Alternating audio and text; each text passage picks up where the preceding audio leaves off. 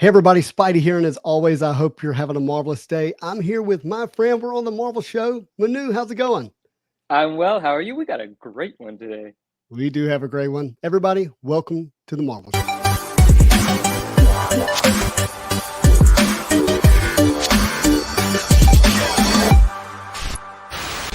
Be nice if I hit the right brand. I actually hit Saturday Morning Marvel Cards. That wasn't the Marvel Show brand, but that's fun. It's actually kind of apropos that I hit Saturday Morning Marvel Cards. You know why?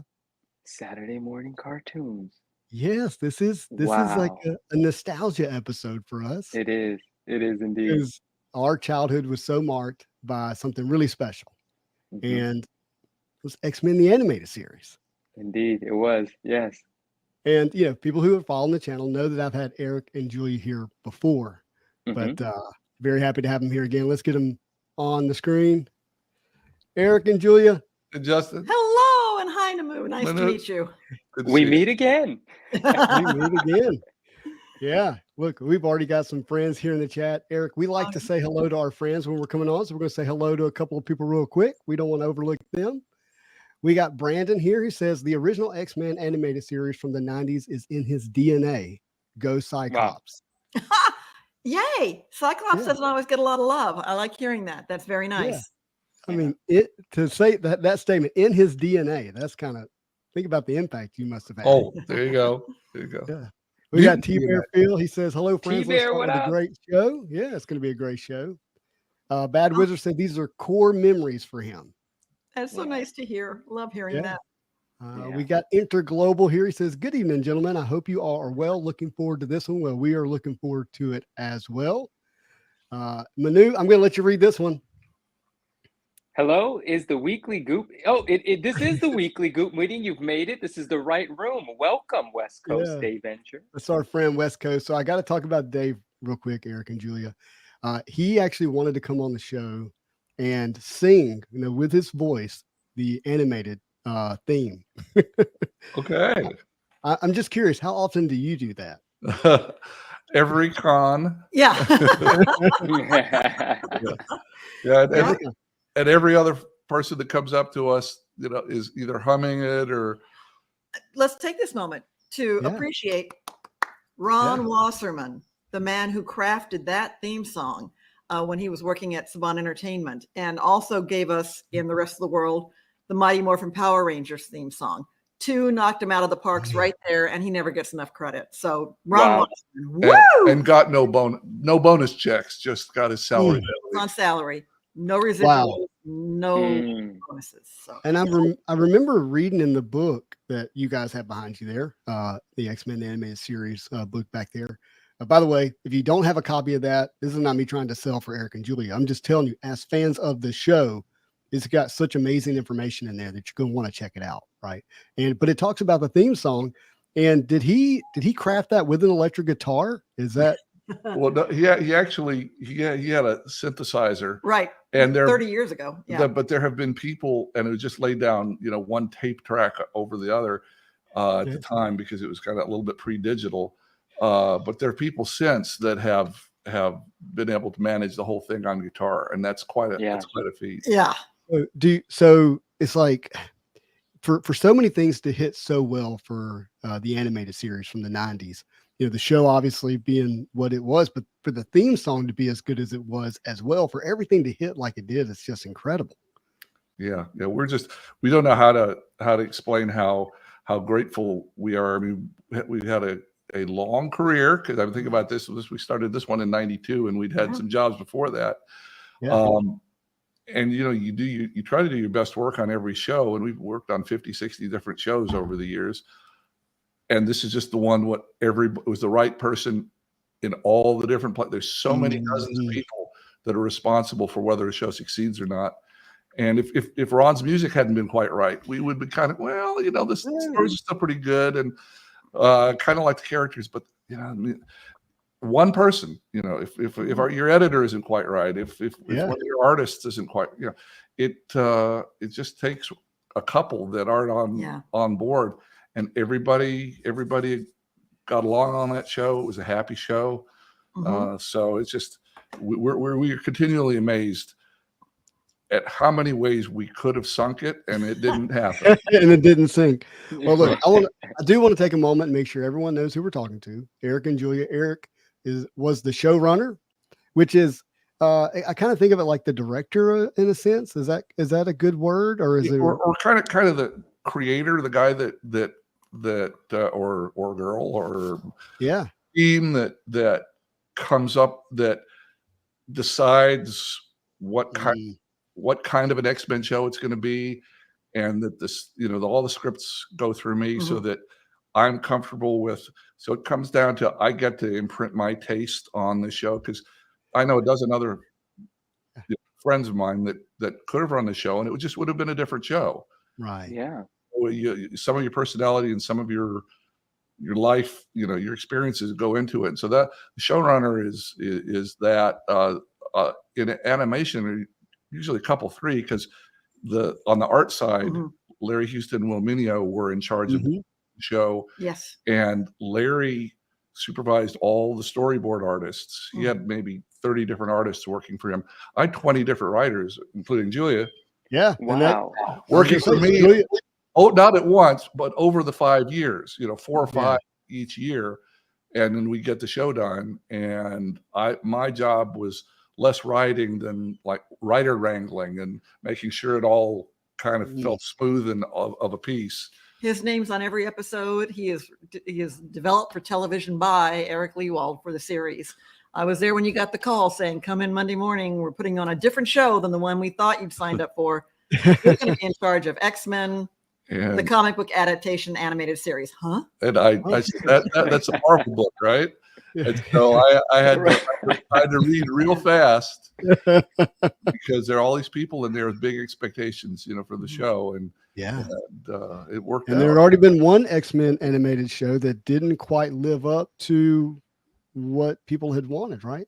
Yeah, it was dear Margaret Lesh, who was responsible for all this. I mean, we think of her as basically responsible for the MCU. Yes, because she deserves all the credit. Because from about 1980 on, she was out here pushing to try to get a Marvel show, specifically the X-Men, on TV. And she worked for Marvel at the time. There were no Marvel movies. The couple Marvel shows that they tried, the few they tried were kind of mixed bags.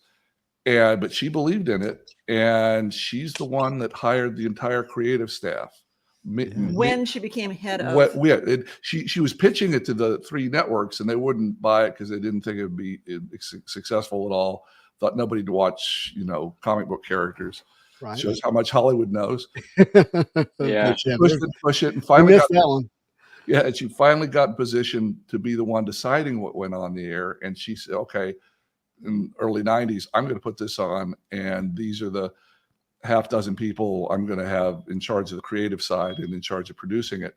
So it's really her stamp is on our show, which all the other shows on Fox followed because of the success of it. And then the movies starting in 2000, again, she called up the feature people at Fox and said, you got to do an X-Men movie. This is maybe 1997 or so when we were winding down, and they said, "Oh, it's just a TV show.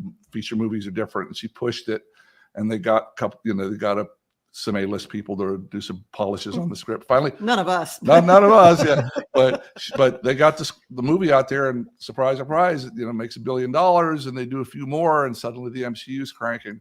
But she was there to push it all and make it all happen. I want to back up. You mentioned the previous iteration of X-Men. What you're talking about, I think, is Pride of the X-Men. Pride of the X-Men. Yeah. And what happened there was Margaret Lesh was at Marvel Studios at that time, and she was keen to get an X-Men show on the air. She worked with Will Mineo and Larry Houston and many other crazy talented people to come up with a pilot that she could go around and show to folks and say, look what we can do. This is what you need to do.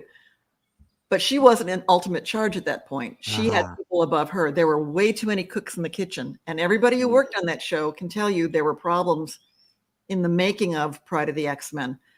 When Margaret got to Fox Kids and was in charge of the chance to make this show, she, again, Larry Houston, again, Will Mineo, but we're going to do it right this time. We had one shot that other people wouldn't let us do the stuff the right way. We're going to do it right this time. It was in the contracts. If it was her baby. It was Fox's baby. If this sounds impossible now, but if we got notes on a script for Marvel from the comic, because it was just a smaller comic book company at the time, it didn't have a production arm. But if we got notes from them, because they're wonderful people, but and we didn't like it, we could just say, sorry, that's where we're going to write it. And so not anymore. not 2023, not at all. So it basically, the bunch of us were doing a show that we could be proud of for Margaret, and that was kind of our what animated us, and nobody knew until it finally came out months later, at the end of '92. So 8-9 months later. No one was sure it was going to succeed. She got a lot of pushback. Her advertisers were scared because, this looks way too adult. Her, all the station managers and the Fox Kids syndicate your local station managers say, I can't put this on, Saturday morning. None of our children around here are going to watch this stuff. So she got a lot of that for about 7-8 months while we were waiting to get the show. Well, we were producing the shows. Finally comes on and it's this huge hit. Of course, everybody shuts up. But that was what she had to go through to get it on the air. And one more thing is that when you got hired to do the X-Men show, you were only hired for 13 episodes because the folks above her at Fox had no faith in this. They were convinced it was going to crap out. And the word was, Margaret, are you willing to put your job on the line? If X-Men tanks, are you prepared to leave? And she said yes. So in July and August, the writers and the artists were all let go. And our work was done.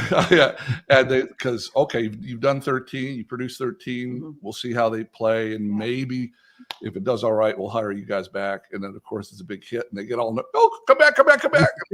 Don't get too busy. Yes, a few people were committed to other things and couldn't come back. So they rued that later, but it worked out.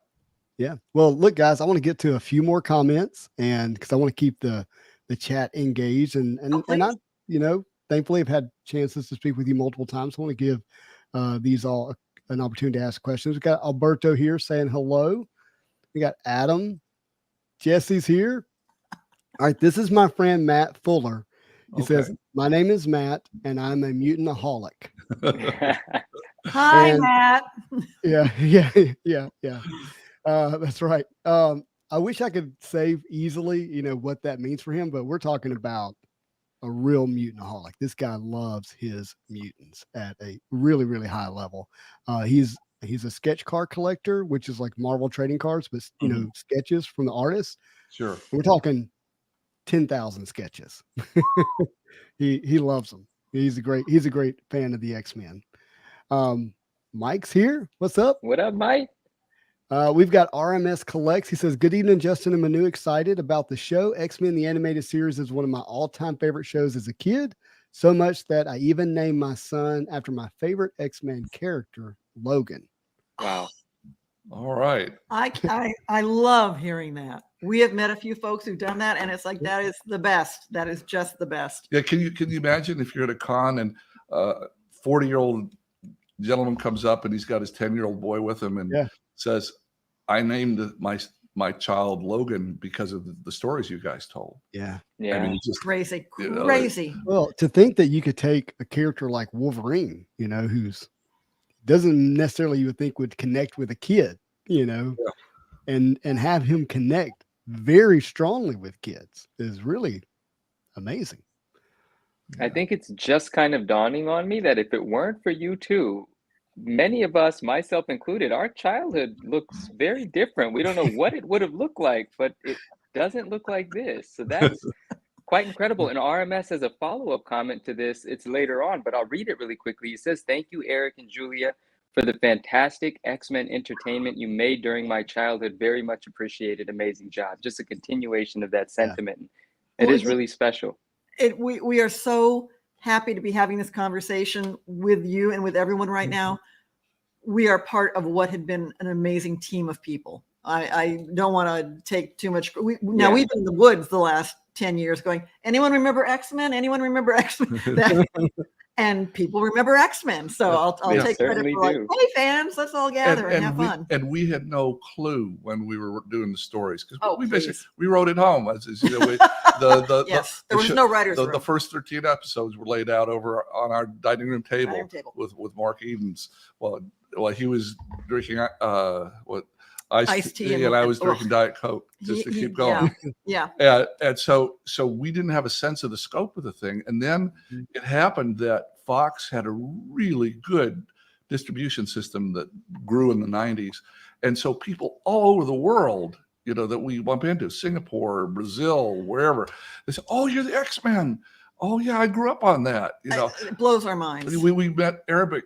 I was wearing this once. We had one trip to Singapore, and I was just wearing this through the TSA check line, and someone said, "Oh, I like X-Men." I said, "Oh, I worked on that show," and suddenly everyone comes over and surrounds you. All the TSA crew. You worked on it. You knew you wanted selfies, and we said, "This is 8,000, 9,000 miles away." 25 years later, and yet people are still responding. Yeah, so the numbers are crazy. I mean, hundreds of millions of people watched these little stories we wrote, and that's a weird feeling, and it's a wonderful feeling, but it's not what the reality was when we were doing it. We were doing it. It was our day job, and the internet existed. Right. There was no. We had no feedback. We had no loop. We knew it was doing well in the ratings, but that was no social media, no web. So we just it's been nice. It's been nice to meet people. Yeah.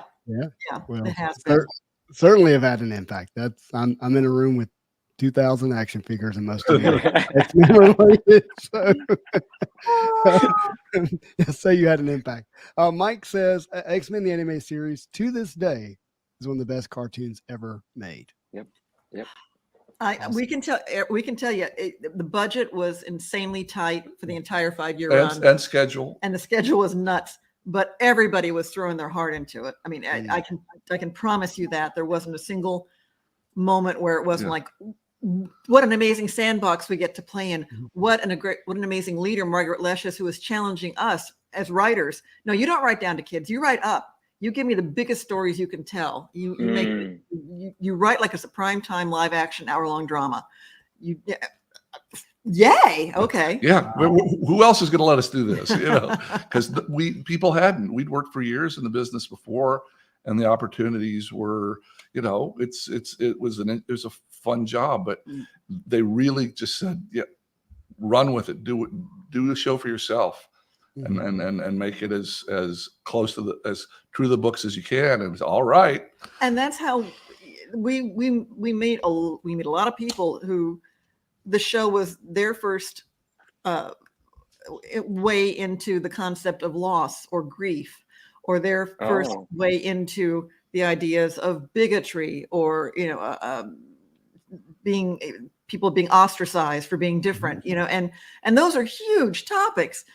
But X-Men allowed us to that's what X-Men is, and Margaret allowed us to tell those stories in a way that 30 years later, they had spandex and it was bright and shiny, but they were heartfelt stories, I believe.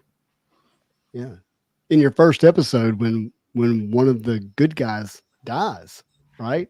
Like it sets the stage where, all these other big topics don't seem as big as death, right? And so it kind of gives you this leadway to tell these very impactful stories, or at least that's how it feels to me, because you set that drama so insanely high in the first episode of a Saturday morning cartoon.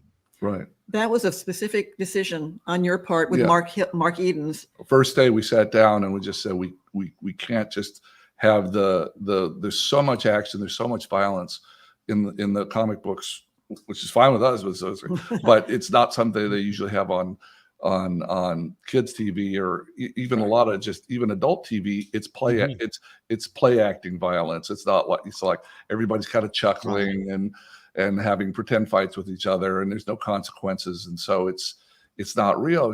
We can't tell heroic stories that way. There's got to be consequences, and there's got to be loss and sacrifice, and the stakes have to be real. And luckily there's this wonderful censor. Nobody ever says that about TV, but our wonderful censor at Fox Kids, because every TV show has a standards and practices censor. This lady named Avery Coburn right. deserves all the credit in the world. She got it. And she was law. Her word was law. Yeah. If she said no, it was never going to happen. And it didn't matter what it was. And we had about a 10-day discussion back and forth. She and I did about whether we could kill Morph or not. I didn't think he had a chance. And she came down and said, you know, I understand why you're doing it. It's all about the grief of the survivors. It's not about watching him die. It has to be off screen, but I'll let you do it. So if she had been a slightly different person, X-Men would have been a mediocre show. And when you did that, you were only on for 13 episodes. Morph was supposed to stay dead. Yeah. Morph was supposed to stay dead. We can have that conversation too. Absolutely, positively. We swear, we promise. Yeah. Well, and yes, just a couple of things I want to respond to. Number one, you answered that one, which was Morph was supposed to stay dead. And, you know, look, we know no one ever stays dead in comics. You know, but this was in our little universe for those 13 episodes. He was supposed to stay dead. Like they said, when they brought Bucky Cap back, then you know everybody. Bucky back. Everybody was available to come back. But here's the other thing. I mean, think about the women you've already pointed out that had a significant impact in this series that impacted all of these young boys, because that's mainly who was watching. I'm not saying young girls were not watching, but you look at the, just the average fan is tilted more that way. Oh yeah. These women had this impact on us, right? Huge. And I just think that just needs to be pointed out and talked about. Yeah. I'm going to agree completely. Especially there were other, I wasn't the only woman writer on X-Men. There were other women writers as well as men. It was, and the artist side, but from the top down, it was gender blind in terms of just tell the best stories you can, use whatever character you need to. And heck, the women were the best X-Men. They had the strongest powers. They could fly. Come on, let's be honest. Yeah, there was a nice split. We were talking about working for other people at other studios on other projects. And we literally have gone into the meetings and say, okay, we've got a team of people here. We got, 5 guys and 4 girls. And they said, stop you right there. We just need, 5 guys and a girl. We don't, girls don't buy action figures. We're not interested in you developing and making a show that's half and half. And we said, you're crazy. You're going to get a big female audience. Like X-Men got a big female audience. Yeah, it did. And they just don't get it. Didn't get it out here. They said, no, it's called Boys Adventure for a reason. Get the women out of the show. And just think what the show would have been without Rogue and Storm, just to start. If we had toss in Jean Grey and Jubilee, if they had not been in the show. And it's just or Moira McTaggart, or the female president of the United States, which was also in X-Men. Never got a name, but she was the female president. Yeah. All right, I want to say hello. We got Alonzo, my friend. What's up? He's hanging out with us. But we have a question from Dave, West Coast Avenger. Says, in terms of animation, what are some of the shows/movies that inspired you in the creation of X-Men? Oh, okay. Well, I can tell you, Larry Houston, because again, we weren't on the art side of things, but we can't draw it all. We can't, not a lick.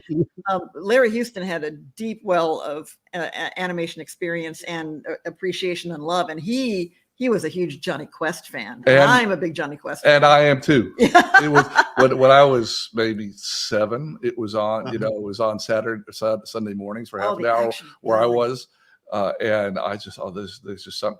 It was an action show, and if you notice the opening of Johnny Quest, it's all action. There's no voiceover. There's no explanation, which is what Larry used kind of as a basis for doing his show. But Larry loved Miyazaki, and we do as well.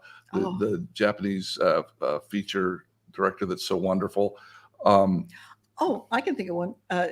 Rocky and Bullwinkle is on beyond genius, but in terms of just sly humor, kind of getting slipped in somewhere, or tackling an adult issue, but taking that left turn at the very end. Yeah, and to be honest, there's a lot of animation that influenced the artists. But on the writer side, I knew most of the main writers, and most of them were really for lack of anything, else to call it, heroic action movies was what really got them.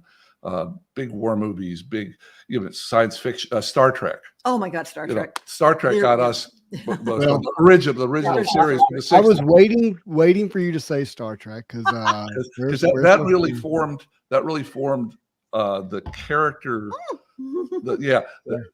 Hey, so here's my friend, the Random Red Shirt podcast. Yeah, there Thank you you. go. They've been very good to us. That was a show that taught us that we could have heroic science fiction adventure and great characters, and that you get to love this group of people that were off on these adventures. Mm-hmm. And I think more than any other show informed the writing staff was Star Trek. That's good. That's a good point. That's very interesting. All right, we've got Alberto here. He says the Spider-Man and X-Men crossover was the best, and he's talking about the X-Men on the Spider-Man the animated series. Right. And I heard Mr. Larry Houston saying that Spider-Man is the character he wanted on the X-Men and wasn't able to get him, but I think he actually I think there's maybe one scene where he flashes onto the camera, but that's stuck in a wrist and a shadow. Yeah, because we didn't legally have the right to use them. This is how crazy the rights were all screwed up back then. On X-Men the animated series, we couldn't use Spider-Man. Right. But on Spider-Man the animated series, they could use the X-Men. It's like, but that actually took some lawyers talking to each other and a fees paid or whatever for them to.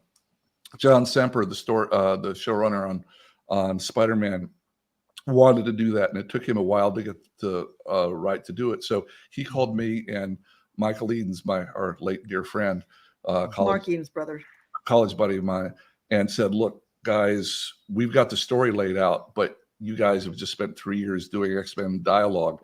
Can you come and do the dialogue for the X-Men characters?" So we were able to sit in on a couple of days of the Spider-Man writing room and do the dialogue on those 2 episodes just for the X-Men characters. Yeah, no, it was great to see those 2 on the screen at the same time, even if it was on the Spider-Man show, which we really enjoyed too. Oh, hey, yeah. We've got a couple other comments. Big fan from Hump D's says, big fan, love X-Men the animated series. Can't wait until the continuation, and thank you. Right, and it will be. We say nothing. He just said it. I mean, there are half a dozen things we could say about the new X-Men shows coming out as soon as it comes out, whenever it does, sometime next year. Well, yeah. And that it is a continuation. It's not a spinoff or a different universe or a different team. It's as if after our 76 episodes, here's episodes 77. It's that's cool. Like it's a month later and it's the same group of people, and they assume that you've seen the first series, and that that this is and it's designed as close to our show as is humanly possible in 2023. Yeah, I mean, we're gonna hear a lot of the same voices. Right. Yeah. Yeah, 8 or 9 of them. There are only 4 or 5 that are the same character, but 8 or 9 of the people of the actual cast have some character moments in the new show. When Rogue, Wolverine, and Storm have the same voices, I think we can, be okay with the other ones changing. But and I know there may be others that are the same, but those 3 were so unique. Well, and let me do a real quick shout out to the late Norm Spencer, who we lost late 2022, was it? No, 2021, who was the voice of Cyclops. So, it's been 30 years. They will have to accommodate, but it is consider it a season 6, but with better animation than our season 5. Right. Yeah. I see Fox Kids Club member. Yeah, Woo. We got Boris says he was a Fox Kids Boris, what up? Swish is here. It says, good evening, everyone. Looking forward to what will surely be a great show. We've got our friends from Australia. Let's Rips Australia. Hello, crew. This is amazing. I'll let you go, Manu. Go ahead. These nuts in the building. Hello, my friend. And he says, hit the like button. I will listen. I will do that. I haven't yet. And here I go. Done. Yeah. Done. Very good. VP, our friends here, says, salute to the architects of my Saturdays. Oh, thank you so much for that. And I want to talk about this. Thank you, VP, for that statement, because I don't know that people really realize how much you influenced our consumption of cartoons, because you're here because of X-Men, but you worked on other cartoons. So give me like a rundown real quick of those, and we might focus in on one for a minute. My first professional writing job was I was hired for Disney Afternoon, writing for Chippendales Rescue Rangers. No way. And I got to write 14 episodes of that. And 2 of them were referenced in the new Chippendales reboot movie that they had out recently. That just, my heart was going, that was me. Yeah. But she wrote more than anybody. I only wrote 4 of them. She wrote 14. And then Chippendales Rescue Rangers, then Goof Troop, Tailspin, Darkwing Duck, and Winnie Tailspin. I'm sorry, I gotta relax. You're gonna just say things. I'm gonna lose my mind. Tailspin, all credit to Tad Stones. He was the one who hired me at Disney, but Tad Stones is the guy who did Darkwing Duck, and he deserves all the credit in the world for everything about Darkwing Duck. And he was the one that developed and ran Rescue Rangers. Yes. So Tad is the one that hired both of us at Disney. Hired me about 8 months before he hired Julia, but and that's how we met. Our offices were next door to each other as writers there for the Disney Afternoon. So Disney Afternoon, then on to X-Men, then other things. I was story editor on Skeleton Warriors. That was her. That was her show at CBS. Yeah. We also, you and I together, worked on a show called Mummies Alive, which was a gorgeously animated project that never quite got the distribution it deserved. And the first season of Street Fighter, we did that. And RoboCop Alpha Commando, which is MGM animated show for RoboCop. We worked on a lot of stuff. Did a year of Beetlejuice for Fox. Before, that's how I got the gig for X-Men. Was I did a year for Margaret and her number one assistant Sydney Iwander on Beetlejuice in '91, the year before X-Men started. And so that's why they said, okay, well, we got the green light for X-Men. Who do we want to be in charge of the writing? And they probably had 4 or 5 folks that they felt comfortable with, and they just felt I was the right tool, so the right style for it. So that Beetlejuice year got me the X-Men job. And I've written on other things, including Strawberry Shortcake, and you got an Emmy nomination. Oh, right, for a Madeline 90-minute animated TV movie on Nickelodeon. Oh, and I got an Environmental Media Award right for the 3-part miniseries Red Planet, animated show based on the Heinlein book that Mark Hamill was one of the voice talent in that. Bragging on that. Very nice. I want to ask a personal question, and we don't have to spend too much time here because I'm sure there's wonderful stories. How many years, weeks, months, or whatever after you 2 met did you guys become husband and wife? I just want to know. We can figure it out. We met. We know the day we met in April of '88, and we were married in February of 1990. 1990. So less than 2 years. And I was gone for about 6 months, so we really got to know each other the fall of '88. So it was about a year and a half after we started going out or really got to know each other. And I was convinced it was going to destroy my life and my career, because this was my perfect dream job, was writing for Disney, writing, getting paid to write. And an office romance was going to things up, and I was I love it. Yeah. So that was a nervous time, and I just said, what are you worried about? Come on, give it. And just to go back 30 years, he was a writer, I was a writer. We were neither the story editor over the other person. It was just we were co-writer people, all being there at the same time. Not each other's boss. Right. So that wasn't right. I want to make it clear about that. Yeah. So I was just being neurotic because I'm neurotic. But it's weird. A lot of people we know, our dearest friends in the business. There was a time back in the 80s when suddenly in the mid 80s, when I got started at Hanna-Barbera for a year and a half, everybody staffed up and had dozens of writers and artists on staff because they got these big orders for shows. It used to be you just do Saturday morning and there'd be 13 episodes. Right. But suddenly toy companies like Transformers and my first one, Challenge of the GoBots, they'd order 65 episodes because they play Monday through Friday in the afternoons. And toy companies were footing the bills, and suddenly they needed twice as many writers and artists. So they staffed up real big from about 85 to about the time we left Disney in 91 or so. Yeah. And then they all looked around and realized, well, we can save money by letting all these people work at home and be freelancers, and as opposed to be under contract, as opposed to paying them a salary.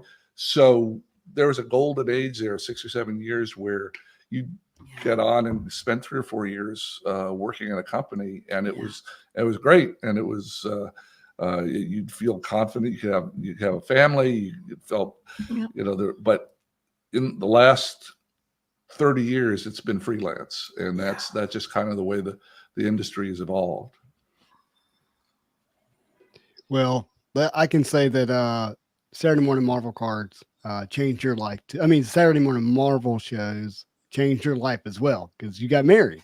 Oh, well, we were married by that point. Right. Yeah, We were about, but we able our Sidney Iwander, the guy at Fox that was our immediate boss, Margaret's right-hand man, who would give us all the specific notes, who's this crazed 9-year-old boy inside of this man from Wisconsin. Yeah. He laughingly called our house where we raised our kids the X Mansion, because we moved into it. Hey, not a that's mansion, great. not a mansion, but we moved into it September '93, which was just when we were getting into like the second season of X-Men. And it meant that we realized we were on a hit show and we'd have work for 2 or 3 years, and we could afford to, afford a mortgage. So the show kind of helped make our family run. Because as Eric, as the story showrunner, he would get a 13 or a 26 or a 39 episode show order where he would be. I get paid for each episode. Get paid for each episode. Where if somebody just wrote, say, 2 or 3 of the episodes one season, they'd just get 2 or 3 checks. It's still money, but it's a different kind of thing. What the good writers would do, they'd work on 5 or 6 different shows at once. Yeah. And they'd get my script into me on Tuesday and somebody else's on Friday, and they juggle and they do all right. But it made it a steady income, the fact that it was successful and that I was able to be on the supervising side of it. Secret Love there. that. Yeah, so Wes V says, hello, everyone. This is my childhood, something my father and I could bond over. Now, my wife and love this world. I'm going to assume he and I love this world, but my wife and I love this world. Yep, very good. Let's see. Centurion Comics says Wolverine had a relatable angst in the animated series that I could really connect with as a kid.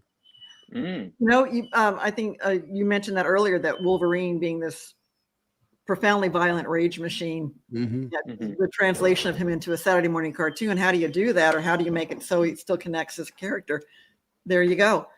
He managed to. He was there. We showed him how vulnerable he was, and how, even though he was this incredibly tough guy on the outside and would let these rages go out, it wasn't like he enjoyed it. He was a struggle the whole time. And one of the cool things that Stan Lee and Jack Kirby set up about, they didn't set up about him, but about these characters. They're older characters. I mean, our show starred a middle-aged bald man in a wheelchair. Yeah. People had been in the comics, he and Magneto had been through the Holocaust. These people had been through a lot in their lives, and that made it, at least for us, much richer place to characters to write. What you're hearing is the dog or a dog. Oh yeah, that's okay. Yeah. Well, I mean, I think one of the things that I appreciated about Wolverine is that even though he felt broken, Professor X, saw something special in him and believed that he could have a positive impact on the team. Yeah. And as a kid, sometimes, like if you were like me, you kind of felt that way too. You felt like, there's this glitch that I have, and am I going to be able to overcome it? And so you can relate with that. I really think the found family concept, that is what the X-Men were for each other. They were a family and that found each other. It's something all of us, especially as we get older, you relate. You find people in your life and they become like family for you. And they're very different people, and they drive each other crazy, but they really had each other's back, and they really, kind of believed in each other. When push came to shove, they weren't doubting each other. They were there for each other, and that was just that's different from, say, because I had friends that drew and wrote for Batman, which is very much a spectacular. Wish we had their budget. Beautiful show, but is much more about much more about kind of the guest villains, because you had this lead character and a sidekick, and it's just the lead. You understood him, but it wasn't like he was part of this family the way the X-Men were, and I think it made it harder to write character stuff for Batman. Again, it made the spectacle. I mean, the spectacle of Batman is unsurpassed. Yeah. But for us, it was a real gift having 8 or 9 people that interacted, and you bring in their old friends or their old lovers or their parents that may have had put them up for adoption, whatever it is. We had this huge extended family of characters that meant something to each other, and that made the writing easier for us. Oh yeah. Yeah, that's awesome. Lex here says X-Men in the 90s redefined what a childhood should be like, from watching it before school to picking up a pack of cards at the corner store after school. Great memories. And Eric and Julia, you likely remember this is this channel is primarily a Marvel card channel. That is our primary focus. The Tuesday night show allows us to have kind of an expanded conversation. But I love the fact that we could watch this show as kids and then have something that we could open up and collect as kids with Marvel cards. Yeah. And what was really cool, about the last time that we spoke is Marvel cards had an impact on the creation of X-Men, the animated series. Oh, they did. Absolutely did. Because a lot of the writers didn't really know the books very well. Yeah. Julie and I included. Yeah. And so we're desperate to get to know these characters. And I was desperate to talk to my group of writers who were trying to get the scripts done to make sure that we had them right, and that if we had a character with some depth and some history and some background, to really utilize all of it. And it was hard finding. I mean, there was no internet. You couldn't just Google Storm. You had to go back and you had to find old comic books. There were a couple Marvel books out, like reference books, the Marvel Universe, whatever, that had details about most of the characters in them. But when I got the writers together, I said, one of the best things you could do, which I did, was go down to my comic book store and buy a set of the cards so that I could look up and realize, okay, we need a little guest character here. Who should that be? Who would be the coolest person to throw against Wolverine here, or to bump up against Gambit? And the cards helped me get a sense of what the whole X-Men universe was and what the options were. And it really, I put it in the second season Bible. I said, guys, if you don't have a set of cards, go down and buy a set of cards. It'll help you feel confident that you know this whole world.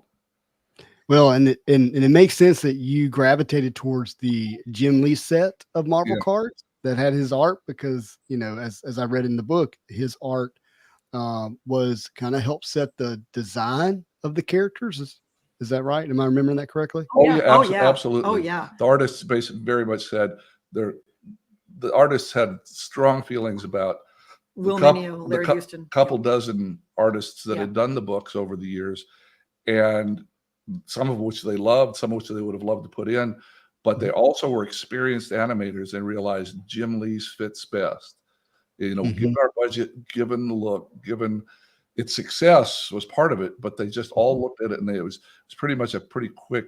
Well, you already had these heavy themes, so to couple that with bright colors, which the Jim Lee style of uniforms created, I think actually made it really palatable for kids. Where if you'd have went with the Chris Claremont styles, it would have been heavy all the way around, and I don't know that would have translated as well. Yeah, we talk about that because it shocked the people at Fox in a good way that everybody watched the show, like 2 to 5 year olds, 5 to 11 year olds, teenagers, young adults, college students, grandparents, and because they were so worried that nobody under about 13 would get the shows were too adult. Yeah, and we're looking at each other, and again with Sidney Iwanter, the guy this kind of the hands-on guy from Fox, and we said, no, if you make it really fast-paced, and for the 90s it was fast paced as we knew how to make it fast paced, and you make it colorful, you're going to have these little kids who don't understand 80% of what's going on in the story, but they think everybody looks cool, and it's really moving fast, and it's exciting. You know, MTV had just come on. People were into video in a way that you know, music videos, and little kids were watching them, and you wonder, okay, well, why are they watching a Rolling Stones video? They don't get what they're talking about. Well, no, it's fast paced, and it's beautiful, and it's sparkly, and it's full of spectacle. And so these little kids are sitting there with their older brothers and sisters, enjoying the same thing that their the older siblings are getting. And it really seemed to help with the little kids, I think, the colors. If you go back and watch an episode, I defy you. Larry Houston will tell you this. No one walks. No one walks in the X-Men because it would have been too expensive. It would have cost too much, and it would have looked too bad because the animation budget wasn't there. So boom, you know, let's go to the Blackbird jet, and then they're in the jet. No one walks. Yeah, we've been an old memo we've got. I remember from Will, who pretty much set the tone artistically that first year. You know, he and Larry had both done some work for some pre-production work for Batman, and seeing how beautiful it was. Yeah. And he wrote a note to Margaret and said, Margaret, we're going to have to make this movie about 50% faster than Batman, because Batman's so beautiful. You can linger on the artwork, and that's just cool. It's wonderful, and it's Art Deco, and you can go ooh and ah, and then you can move gently into the next scene. So this has to be, you know, the Garage Band speed. We have to go bam, bam, bam, bam, bam, bam, because if you linger on this, you realize our budget is so much lower. Oh, can I toss in one story real quick? And if we got him over there, if you can pull out Mr. Sinister, the big chunky Mr. Sinister over there. If you can picture Mr. Sinister, see over there, one over. That's right. This there. One, right here, got it. So Mr. Sinister with that spectacular, as the term is, I didn't know, but a rooster tail cape. Right, with each piece is individually and it moves. So Larry Houston said, when he had to start drawing Mr. Sinister, it's like if this is going to kill the animators, because if Mr. Sinister just moves like that, then every piece of that cape has to get hand drawn again. This was decades before computer animation. All hand painted. So in order to avoid killing all the artists, he came up with the idea of having Mr. Sinister come in and out of shadow. And if you watch an episode of Mr. Sinister, you'll hear his voice. You'll see him step forward out of shadow. You'll cut to someone else talking, and then he will have moved. He'll be somewhere else in the room. You won't know how he moved. You won't have seen him move, but he will have moved. Even creepier. But that was it made him kind of Dracula-like, because he was so still, and he was still because we couldn't afford to move him. Not because he was so sinister, right? Yeah. And so there were a lot of things like that where we'd make an advantage out of a liability, and that was you got to do that when you got a tight budget. That was great. I'm so glad you shared that. Yeah, that's so cool to learn. That's amazing. All right, we've got one from here from Centurion Comics. Says, who wrote the Jubilee line?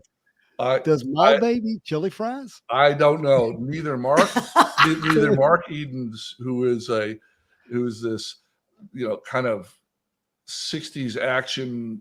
You know, you can imagine him writing Clint Eastwood movies and westerns and tough war movies and things.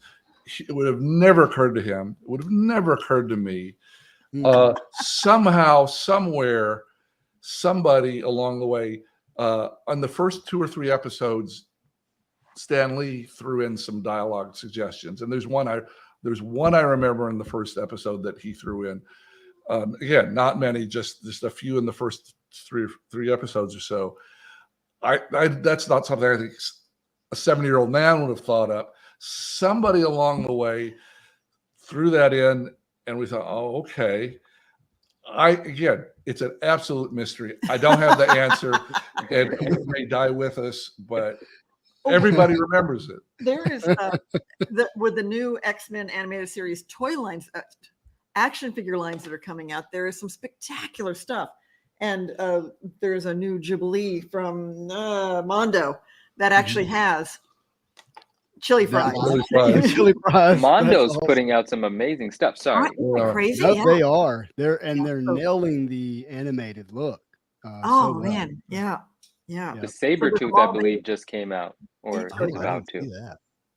Yeah. Yep.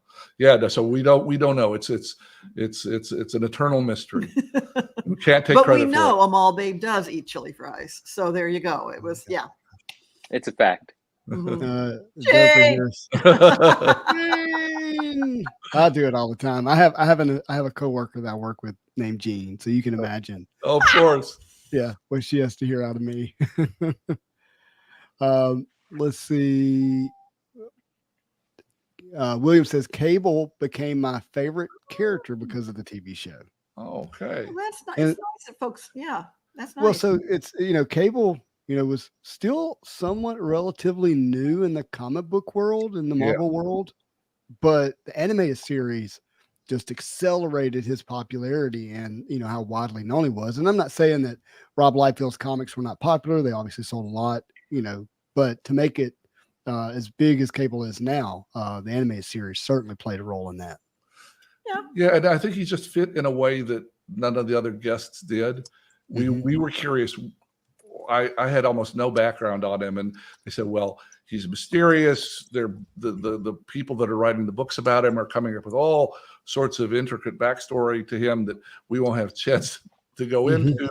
But let's have him appear as this guy that somehow has an interest in the X-Men and is powerful and cool and different, and throw him in a few times, and maybe by the time we're done with the series, they will have worked out all of this incredibly intricate backstory, and we could throw some of that in. But when we were doing it, he just was this mystery man. We didn't know who he's connected to, or the timelines, or Gene and Scott, or any of that. It was just like, Cable really looks cool. Let's intrigue people with him and see where it goes. And we just kind of ran with it. Yeah, I love it. I think he was great, and he was very mysterious, and he was kind of intimidating too. I mean, Yeah. And you don't quote "I'm the wild man of Borneo" instead of "Does the mall baby eat chili fries"? no, Isn't that when Cable meets Gambit and who are you? And Cable goes, "I'm the wild man of Borneo." And just so you know, the voice actor, names escape me in my old age, but the voice actor that was runner up to Cal Dodd for Wolverine got Cable. Makes was sense. our Cable. So you can see the Or Sabretooth? Gruff. No, I'm just asking. Okay, yeah, gotcha. Wow, that's awesome. Our friend Azza, who's also in Australia, says, "What is your favorite episode and why?" I gotta ask, what time is it in Australia that they're watching right now? I think it's like actually maybe kind of. Is it no, it's the opposite. Maybe it's a morning there. Whatever. Yeah.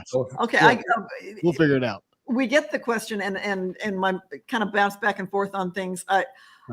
I know what he's going to say, and I'm going to second it and go into detail. But I'm a big fan now of the final episode called Graduation Day in season 5, where Xavier is wounded. He may be dying. He's going to die if he stays where he is. And the X-Men have to go to extraordinary lengths to try and save him. And he gets a chance, going to chuck me up in that final episode, to have his moment with each of the X-Men and have his chance Magneto. to say goodbye. And Magneto. Oh my God. So it's in writing. It's like all these people come together for their father's funeral. He's on his deathbed, and he gets to say what he's always wanted to say to each of them. And that's just, it chokes us up. Yeah. 11 a.m. Thank you. Okay. 9 a.m. Well, okay. Yeah. But that episode, and if you can, again, the animation, the budget was slashed at that point. But the fact that each of those moments, Xavier with each of those characters, when he's talking to Gambit, it kills me when he talks to Beast, because for once he's quoting Shakespeare back to Beast as opposed to Beast always using the lines, and you go, oh my God. Right. Yeah, it's just it's a heartbreaking episode, and I love it for that reason. For me, there are all sorts of things over the 5 years. The pilot's really important. The Night of the Sentinel, the 2-parter, because we had to, as Margaret told us, 85% of this is before anybody knew who the X-Men were. She said 85% of our audience aren't going to know who these people are. So you have to, or what a mutant is. You're going to have to lay out very carefully in this first 2-parter and pilot scripts are hard to begin with because you're setting up a whole new world and trying to tell a fun story at the same time. And so there's a certain amount of pride that Mark and I were able to get that one to work as well as it did. The Phoenix Saga is a 5-parter. That's again a technical challenge where you want to have 5 good stories that each kind of resolve a little bit, standalones in their own way, but are part of this 5-parter that really fit together well. And that was a gift to me because Mark and Michael, my buddies from college, and I got to just write those 5 by ourselves. Usually there's such a tight schedule that whoever is like, next up, here, take this episode, here, take this episode. And with a 4-parter, usually we'd have 4 different writers. And I just have to try to massage it all to where it all felt like one. But in this case, it was the 3 of us got to sit down and lay out the story together and in effect write that 110-minute story together. So that was a technical challenge I loved. But my favorite story, Julia and I talk about this a lot. I get to brag on this for him. Is One Man's Worth. 2-parter. It's about episode 52 or something like 53. And it's where what would happen if someone went back in time and killed Xavier and the X-Men had never lived. Eric came up with that idea, and you came up with it from in the bedroom from Jesus. Sorry, just not that one, but yeah, Baker Blood. They're two big, back two in time, major, never make it happen. What? Two major influences. I'm enjoying this part of the show. Yeah, it's a Wonderful Life, because the angel sits with Jimmy Stewart and said, he says, I should kill myself, and he said, no, you shouldn't. The world would be better off if I hadn't lived. If I hadn't lived, no, look what you meant to all these people. And then the Star Trek episode City on the Edge of Forever, where the time portal shows the crew that if Edith Wheeler lives, if Kirk lets this woman he's fallen in love with live, it'll change the world completely. There'll be a pacifist moment. Hitler will win. The world will all go to hell. All this stuff will happen because of one person. And so it's okay, do it with Xavier. And so from that idea, so we pitched that show to Marvel. They loved it, and we developed it. It took like a year to do because time travel's tricky. If you're trying to write a clean narrative, it's really tricky, and that took 11 months, I think. Yeah, just from start to finish, to get everyone happy and the way it was playing out. But Marvel loved it, and Bob Harris, our wonderful guy that was our advisor, ran back to Marvel like in December and said, "It's going to take us a year, but we've got a cool thing I think we could do some books on, and that is this idea if someone went back in time and killed Xavier, they're doing a show on it. Let's build some books on this," and it became Age of Apocalypse. Wow! So that was our way. It felt good to give back to them. We'd taken so many story bits from the comic books and made them into our stories. The fact that they took one of our story bits and made it into something really special in the books. And then if you go back and watch the show, One Man's Worth, and if you have an eye for the Age of Apocalypse books that came out, the design, they were able to get ahead of the X-Men show series because of the timeline nonsense and stuff. So Larry Houston was able to incorporate some of their designs for Age of Apocalypse into One Man's Worth by the time it finally came out. Right. So the great, all the horrible hellscape with Beast, everyone's just, Gambit's missing an arm, and it's got but the thing that makes that work for me more than anything is the little nugget of Storm and Wolverine in the hellscape being in love. That they're married. They're married. Yeah. And that's the only time you ever see Wolverine with a wedding band at any point in the series with any person. Right. And it's not Jean who ended up being in the Age of Apocalypse. Right. Yeah. And so watching this it was like think fourth season, and it's like, God dang it, we didn't have time. That's the couple that needs to be in the series. That Storm and Wolverine. Why didn't we think to do something more with them? But it was as a perfect little 2-parter for them because they're out. It starts with a framing story of they're out having a picnic and suddenly time changes and we're 3,000 years in the future, and they come back and it's Wolverine and Storm, they're flirting with each other a little bit. What was that storm? Well, it was some sort of time thing happened, but so they don't get together. They don't get together in the end, but they give up their love to save our world. Yeah, people, they did. Yeah, that was good. I loved it. Our friend Naj, who is in the UK, says, "What a beautiful interview. Hello, my amazing friends. I'm here hiding asleep." I love that she's taking time to be here live with us, but also get some rest, Naj. You can catch the replay. Mike has a question here. It says, how did y'all come to make the final lineup for the team? Great lineup, but Iceman, Psylocke, Archangel, etc. would definitely miss. Hope to see more of them. Yeah, it was very much a joint decision among all the different, there were half a dozen different groups of folks. There's Marvel people who wanted to promote certain characters. There were Fox people that were trying to think, who's going to be the most interesting for a TV show. There were the artists who had people they loved, and the writers, and the core team that was decided like the first couple days when everybody's together. Stan Lee and Haim Saban and people from the comics in New York and the artists and the people who are going to have to produce it, and they're all together, and we all talked about who might be good. And I look back through all various research stuff I had. There had been 29 different people that had been X-Men up to that point. And that, I'm sure there have been a lot more than that since, but so we had this big group to pick from. We wanted to keep the group as small as possible because you end up with 15 people. You can't spend any time with any of them. It's too many. You can't service them. So we were trying to keep it small, and everybody immediately agreed on Cyclops, and Wolverine was the most popular guy in X-Men at the time in 1992. So Wolverine's a given. Cyclops, we figured Storm.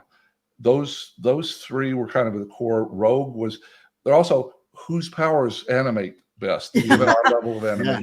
And the two women that could fly, that really helped. So and Rogue was an interesting new popular person.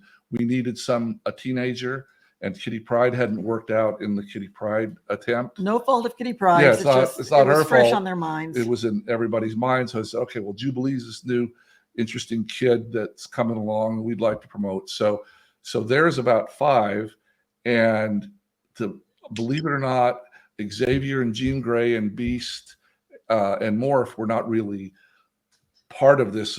There were maybe about 5 people that decided need to be the core. And the writers quickly realized we needed Xavier. He's the center of it all. The more we wrote, the more Jean Grey asserted herself because everybody had a relationship with her that was different from anybody else's. So and Morph we put in to kill. So that was. But the one that was the most fun was that just shows how, and this happens in live action television all the time, where a small character suddenly becomes special. Beast was supposed to be just a guest character, and that's why we put him in prison, early on, like episode 2 or 3. He gets thrown in jail. We thought, okay, we won't see him for most of the rest of the 13. He'll get out of jail episode 13 because he's not a core person. But the more the writers wrote for him, the more they wanted to write for him. And he has such a distinct voice that we found ourselves writing him into every story. Yeah. And so that's how the team grew. We also wanted people as varied as possible. If say we had Wolverine, Cable, Colossus, Thunderbird, if we'd had 5 big gruff guys, muscular guys pounding on each other, that's not an interesting, diverse family. So there was a very strong feeling about how do we keep everybody very different. Now, Archangel and Iceman could have been worked in, and Psylocke was kind of later. She was fairly new at the time in the books. But Iceman and Archangel were people we could have used, and Colossus, and we definitely used them as guests. But again, we had this terrible problem of, if you get everybody that all the fans want in the show, you have 30 characters and you've got 5 seconds with each one of them, and you don't get to really the story. So we had to be as we had to restrain the number we used, and that's how we got to the 8 or so that we had. Yeah. It's funny he mentions these 3 right here, but I'm thinking of Beyond Good and Evil. Right. And Inside note here, behind the scenes. Yeah, that we were everybody that we had planned to end at 65 episodes, and Beyond Good and Evil was going to be the last. The giant big 4-parter. Big 4-parter. The end of season 4. And the trick on that was, Justin knows this, that we were going to start the episode and have 4 or 5 of the X-Men decide they're going to leave. And I think it was Xavier and Storm and Jubilee and Scott and Jean. We're all going to go. And that 4 people that ended up being part of this big 4-part feature-length story were going to stay and become the new half of the team.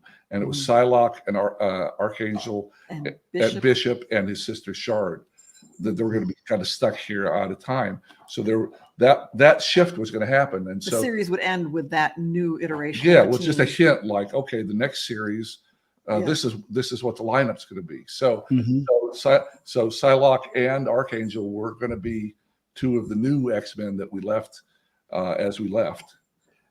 And that would, if that would have happened, that certainly would change how a story today would pick up.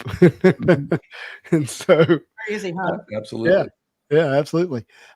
Captain Crockpot has a question here. He says, do you have any insight on why great shows like the one we're discussing are canceled? Is there anything a staff can do when a show faces cancellation? Oh, good question. This sounds so sad, but no, there is absolutely nothing. It's a business decision. Yeah, and we are this crazy. We're talking about the show, how it got made, all this. We are not on that end of things. There are executives who make those calls, and we've worked on shows that had solid ratings that have still been canceled. And just what's we don't know. We don't know. Yeah, somebody owns a certain percentage or doesn't, or there's merchandising interests. And the case with the X-Men, we were really finishing up at 65, and then suddenly Margaret was no longer at Fox. New people came in. Somebody said, well, we want another 11. Which isn't even a full order. It made no sense. They wanted 6, they wanted 5. And so they suddenly decided that for a business reason. Okay, but why don't you keep on, why don't we do another 50? But it's all in, they're checking their numbers. They maybe have a new show that they want to put in the time slot. It all comes, it's hard, but it's hard. And it was for Saturday morning, it was an expensive, even though it was a modest budget, big spectacular action animation is expensive for Saturday morning. As if you noticed, at the end of the 90s and into the 2000s, there were fewer and fewer and fewer big action shows. And just because it's expensive to paint all that, to draw all that. Yeah. This is all hand done, and all of it. If somebody could come up with a little bitty schoolyard show with kids standing around and talking and no action, costs a third as much and still fills up half an hour on Saturday morning, guess what's going to get produced? That's so the costs kind of caught up with it. Yeah, and Marvel found itself in all kinds of legal and financial stuff that was going on at the time, and trading cards had something to do with that. Because they decided to buy a trading card company for $256 million, which didn't make any sense in the long run, and so had a huge impact, right? Right. Oh yeah, because they went to bankrupt in '96, and then new people took over, and it's just you can. Those of us on the creative side have no say in if a show gets picked up in the first place or if it gets continued at any point. So we're just thankful, we got a chance to do 76 of them. Yeah, I'm thankful as well. Derper Doo, good friend of the channel, says, thank you for sharing this insight, look into the production of one of the greatest cartoons ever made. Aww. Our friend Sydney is here. He is a huge Wolverine fan. Absolutely huge Wolverine fan. Let's see. We got Jay here, and we got Joe Joy. He says, when does it start airing? You can't ask that question, my friend. I want to ask that question so bad, but We don't I even can't. know. But you know what? Honestly, That's one we can say we don't we even don't know. know. There's Yeah. one. What a cop out, I know, guys. you know, hey, I'm hey, teasing. Yeah. You show the NDA? NDA. Oh, it's framed. I love it. I leave it right there, so I always remember. Yeah. Bohr says, Oh. I'm glad the art will be better than the last session's art threw me off when I was younger. Boy, it So threw for me the off last too. season. It really threw And us all it off. just goes to show you you lose the certain people. We lost Larry for that season on the art side. We lost our editor, our video editor, who was wonderful, Sharon Janis. We lost Margaret Lesh. And we lost Margaret Lesh, who was there to defend us and defend the budget. She could say, I'm not gonna accept something that's that lamely animated. And they'd have to redo it until she was. But she was, after the first 65 episodes, she wasn't there at Fox anymore to protect us. Yeah. So that's the last I mean, it's scary to think about, but the last season was what the whole thing would have looked like if we didn't have Margaret there protecting our interests from the start. Absolutely. Well, thank you, Margaret. Yes. Yeah. So Bohr says, wow, I remember Beetlejuice cartoon nostalgia. And I'm bringing up this comment to say this. My daughter loves Beetlejuice. Absolutely loves Beetlejuice. We went and saw Beetlejuice, the Broadway show last November in New York. And so we might have to talk about some Beetlejuice stuff later, maybe privately, because I don't think she's seen that show. I really don't think so. I'm gonna have to introduce her to it. Mike says, you guys are amazing. Azza says he's recently introduced Tailspin to his 5-year-old. Nice. Very nice. Very nice. Captain asks, do you know the writers of Captain Planet? We know the designer, the same person that supervised the design of X-Men, designed Captain Planet, Will Mineo. Will Mineo, I forgot that. Yeah. And he may have done some supportive writing on it, but he was the supervising artist, producer, director on Captain Planet, and needs all the credit for that. Yep. Awesome. Same guy. Paul says he called a good one tonight. Absolutely. This is a great question. So I'm curious if you've seen it. First of all, what's your opinion of Across the Spider-Verse, the new Miles Morales movie that just came out? And how will that animation success affect the new X-Men, the animated series? We haven't had a chance to see the new one The get new out, one? but the first one they did, it's our considered opinion that even though a lot of the live action big $100 million Spider-Man movies were well done, are good, and we respect them and love Sam Raimi and some of these other people who were involved, we think that the first animated feature was the best Spider-Man movie yet. It was amazing. And so we understand the new one's great too. We just haven't had a chance to get out to see it. Yeah. Maybe better. No? Yeah. I don't think you're going to be disappointed. Yeah, we hear wonderful things about it. And that's like, wow. I wish that somebody at Marvel would say, hey, there needs to be a full budget, animated feature, and maybe Eric and Julia are still around. And we'd love to do that. I would love for you to be a part of that, because it's just good storytelling. It's wonderful. The first anime movie, we were jaw drops. We didn't expect it, to be, something this special and this human and this well considered. Because we've all, I saw my first Spider-Man comic book, in 1964.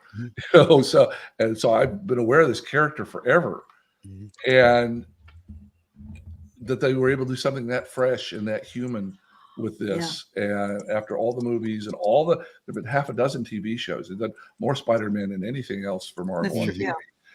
That they did something that unique, and that just shows the talent that they've got. Oh yeah, and the great characters they get to work with too. It's really, really good characters.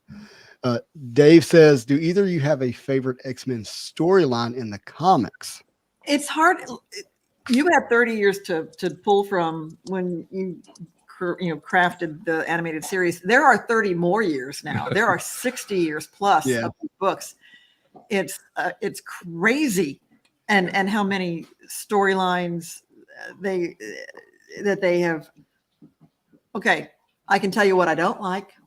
Let's do that. Ooh. I don't like what they're doing to my Beast. Don't like what Beast has been up to lately. If I'm right about how they sort of played him, We've heard he's becoming kind of nasty, and that's not our idea of he's the character. Being a little. But I think I've heard that from the comics that Beast has been doing some. You're kind of asking experimenting. the wrong folks. We're not. If you ask some of the artists like Larry may has read hundreds upon hundreds upon hundreds of X-Men. Oh, he's comics. He's a walking encyclopedia. On my side, the one that struck me is Chris Claremont is a sweet spot for the series. Chris Claremont, there. He's around here somewhere. We got to meet him 3 years ago. It was a gift. But Days of Future Past, which Julia did the first half of, is a really tight, focused. It was a really wonderful one to directly adapt, which we didn't do a lot of. I mean, there weren't that many that we directly adapted, but that was one that really jumped out from the comics.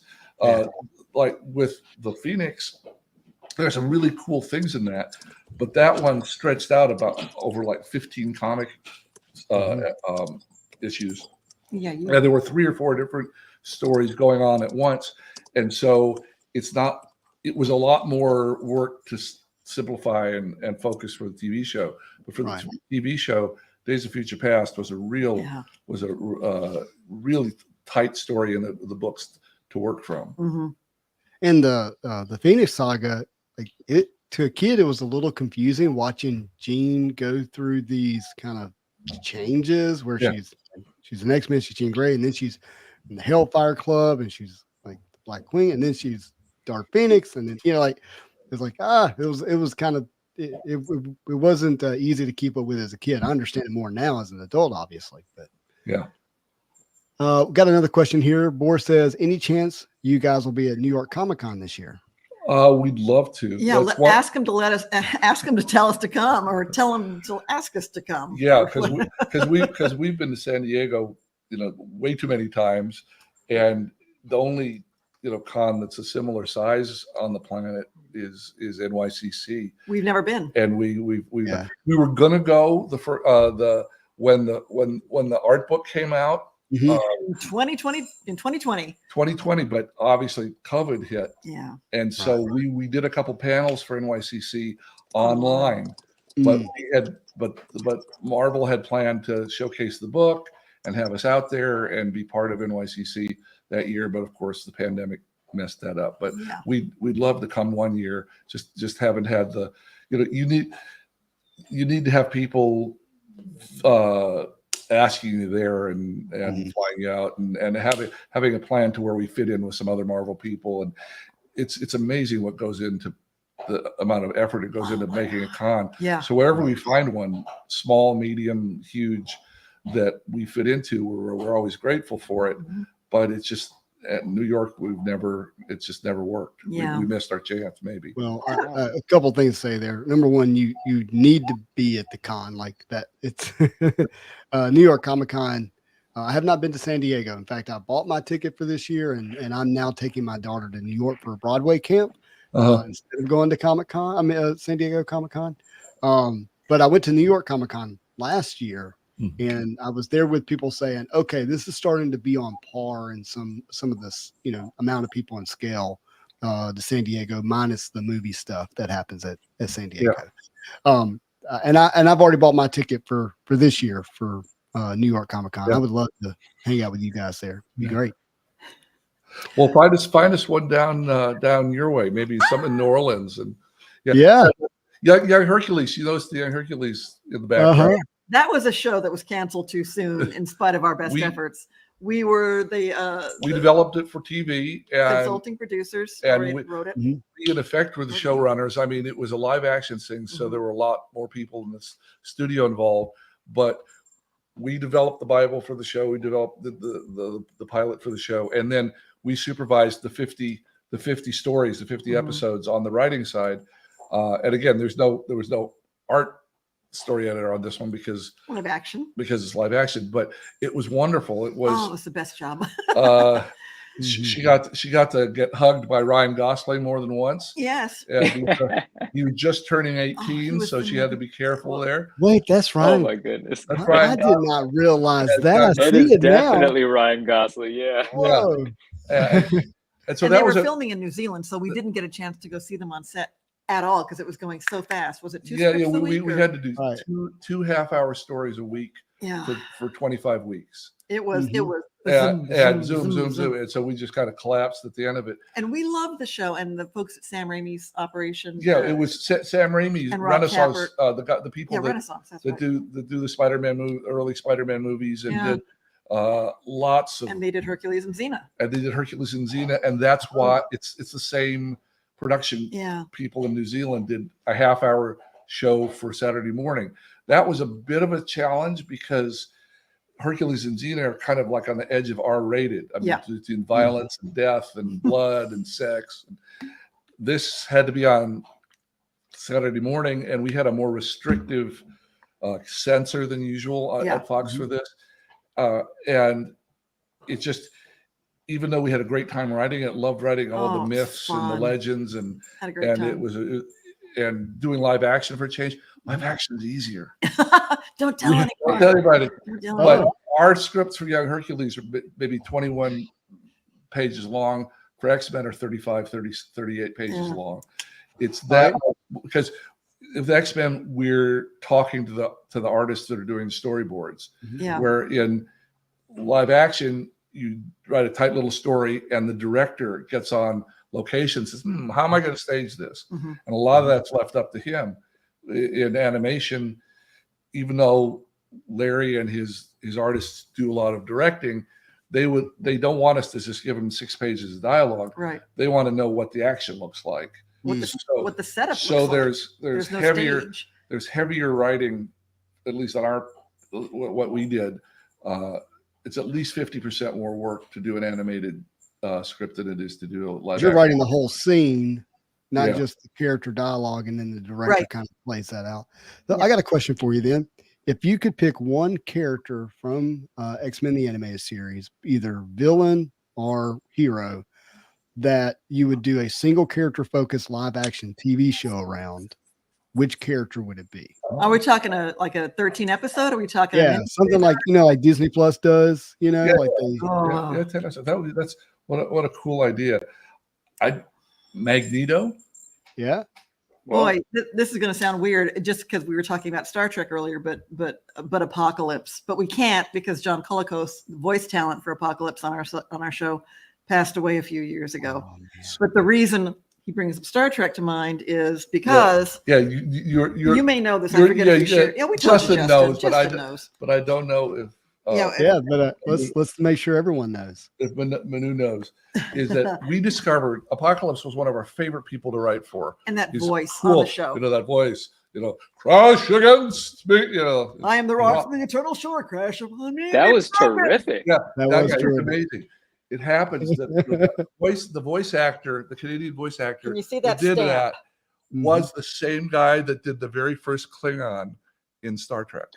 Wow. Oh wow. We did not know that. So we at the got to time. write 15 stories that the first Klingon, that the number one Klingon in the history of Star Trek was the voice. And just to make sure, I'm gonna tell everybody what I'm hearing right now. What I'm hearing is, in the same way that we have this affection for X-Men the Animated Series, you two have this affection towards Star Trek. Absolutely. Yeah. I remember where I was in that September evening in 1966, whose basement I was at, what I was wearing. This was Tennessee. And I said, wait a minute, what is this? Yeah. What is this show that I've never seen anything like this before? I remember which episode it was. And I remember that after that, it went into syndication. It played 5 days a week, years later. And so I'd sit and watch it with my dad during dinner. And but yeah, it has stuck with us the way when we met and we're sort of sounding each other out at Disney decades ago, again before the internet. It's like, oh, you like Star Trek? Well, Well, who was an XYZ episode? You know, we'd challenge each other just to see. Oh, Yeah, oh, nerd, you think you nerd know Star challenge. Trek?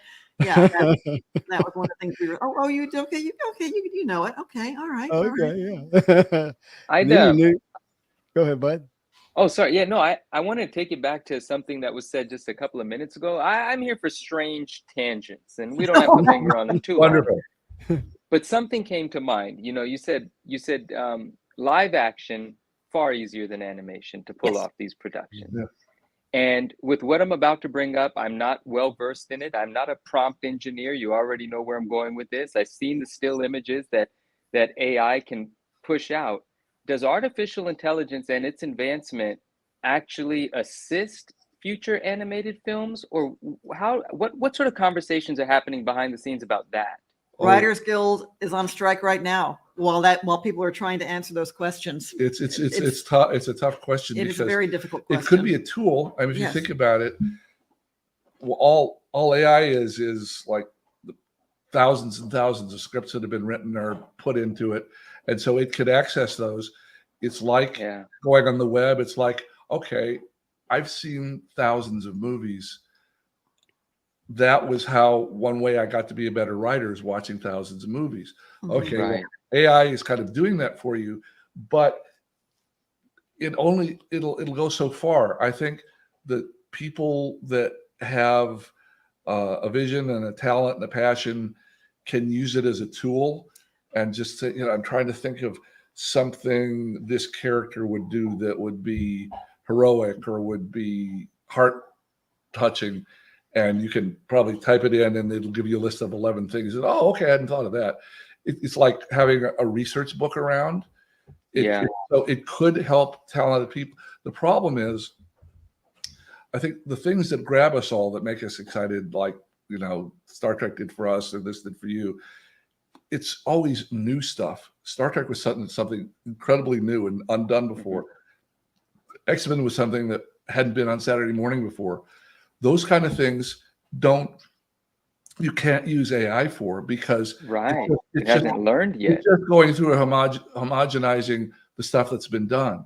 And so I have a certain amount of faith for the future of movies and television and art, that you can't just, you know, you can probably come up with a really mediocre show at a push of a button. And if that's all the people involved care about, well, then, yeah, somebody could just some executive sit there and hit the button a few times, and they could turn out something that maybe not very many people watch. But the stuff that grabs you each year or each season or each time, so is the stuff that I have never, you know, I've never seen something like that before. What's going on here? And you're curious and you want to watch the next 20. And one day it may be able to do that, but I don't think it has that spark yet. But 5 years ago, AI wasn't even a thing to have a conversation about in this arena, and here we are now, and it's real. It's real, and it's scary to people, because if you think about it, the thousands and thousands of hours of stuff on television, how much of it is special? Well, and then and so some of it, you know, the people that buy it may not care if it's special or not, or may not care if it gets a big audience. They're just trying to fill a half-hour slot somewhere. Right. So they may be happy with what AI churns out. This is a challenging time right now. So we got to figure out. It's a very interesting time. Yeah, I think the one thing that the Guild is fighting for is that, look, it's a tool. It's out there. We can't put the genie back in the bottle. People are going to use it, but that it never becomes the credited creator. In other words, if Joe Blow over at a studio turns out 30, you can't just say, okay, AI wrote this stuff. You can't give that the credit to that. Well, and also AI is using everything that's been written before. It is not creating. In other words, we were listening to an argument. You know, Aaron Sorkin, if it digests every West Wing and and the social media, and then it spits out. It says, do us an Aaron Sorkin script. It'll kind of feel a little like that. But at what point is that plagiarism of Aaron Sorkin? There's that too. You guys, you know about the Andy the Warhol. Andy Warhol ruling. The Supreme Court just came down with 7-2. Last couple months. As a month or two ago. Yeah. What he did sometimes is he'd take a photograph and he'd draw a little bit on it, and then he'd sell it for $1 million. Yeah. It was somebody else's photograph, and he put a little paint on it. It was a photograph of Prince that was at stake in this, and it went all the way up to the Supreme Court. And the people, the person that did the photograph, his family said, "Well, that's her." Yeah. Okay, her family said, "That's her photograph. Why are you letting him profit from it?" And they voted 7-2 that all the proceeds should go to her. And just because he'd added a little, just because he'd futzed it around a little bit. And that's what AI is. It's everybody's stuff dumped on the web and then accessed and reused. So if there's a way to do that, there's probably a way to analyze, oh, well, you got all this stuff from this guy, you got all this stuff from this guy. There may be a way to put a barrier there in terms of people profiting from other people's writing. I think, no, and I'm glad that I asked that question, because I was curious about all of that. And then, the other part of it, and we won't touch on this today, because I just think maybe it's an unknown, is like, can an episode be animated by prompting an AI, server to do it? Can you feed a script? Let's say a human being writes the script, you feed it to an AI server or processor, whatever it's called, and you say, now draw these characters saying these things. I wonder if that is coming. Oh my God. I bet it's possible in a really clunky way. But this is 2023. But then, think how ambitious people get. Maybe 5 years from now, it'll be possible in a seamless way. Jesus. We don't know. It's advancing really quickly. I think that coding is likely to become a new medium, like a new paintbrush. Prompt engineering is what they call it. Prompt engineering. It's a whole skill set now. That's a whole. Yeah, and first I'm going to say I'm completely unqualified to speak to this. Okay, this is just some dummy over here in Louisiana who just happens to be on a screen with two incredible real creators who put something out into the world that's like really had an impact. But the thought is like, you had someone chiseling art into a stone, and then, how did they feel about the first person who had access to paper and a paintbrush? And they're like, well, that's not fair.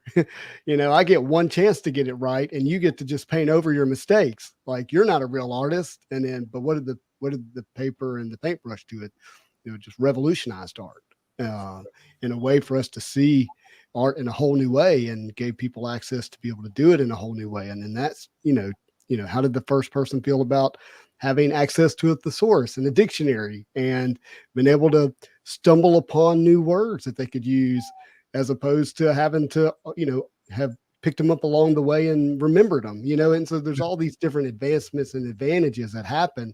And, the question is like, how are we going to really be able to point to the, it was AI used, and is it actually being creative, or is it like quick brainstorming, allowing you to get to your thought and your idea more quickly and more efficiently, rather than having to just wait for some inspiration to pop up? Yeah. And as you can imagine, there's millions and billions of dollars at stake, and people's careers at stake. And so everybody's very nervous out here. That's why they're on strike. And I'm sure they'll come up with something a little bit thoughtful, because the actors are starting to feel the same thing. If you could just get a bunch of photographs of Harrison Ford, and then just start making Harrison Ford movies without him, and just use his images and use his voice, how weird is that? How weird is it? It sounds fantastical to say, and it's legitimately something that could be done this evening with the right, stuff. Oh, you've already played with it? I'm trying to point at you. Yeah. Well, I'm curious where it goes, but it's it's not an easy question. It really isn't. I know. Yeah. So that's why I threw it in there. I'm really glad that we had that bit there. It's fascinating to me. No, it's a great question, and it's one that's not going away anytime soon. And if it gets weird and all AI out there, I'll just turn on Disney Plus and watch There you go. Animated Watch. series, and Exactly. We'll And, take it back. We'll take it- it back. I think that we peaked in the 90s as a society, personally. So Music and everything. yeah, and that's why we're just reliving, you know, a lot of that over and over again now, instead of, you know, yeah, there's probably shut up, Justin. You know, there is a struggle to create right now, I think, in a way that's really meaningful, because you got so many different things that you feel like you're going to have to dance around or offend, or you have to put in, rather than just focusing on telling a good story. Yeah, there's all that to concern yourselves with. And there was this weird thing where when we were young, I love the fact that there are hundreds of thousands of things streaming for us to choose from. It's like we're gluttons for it. Yes. We love good TV and movies. Yeah.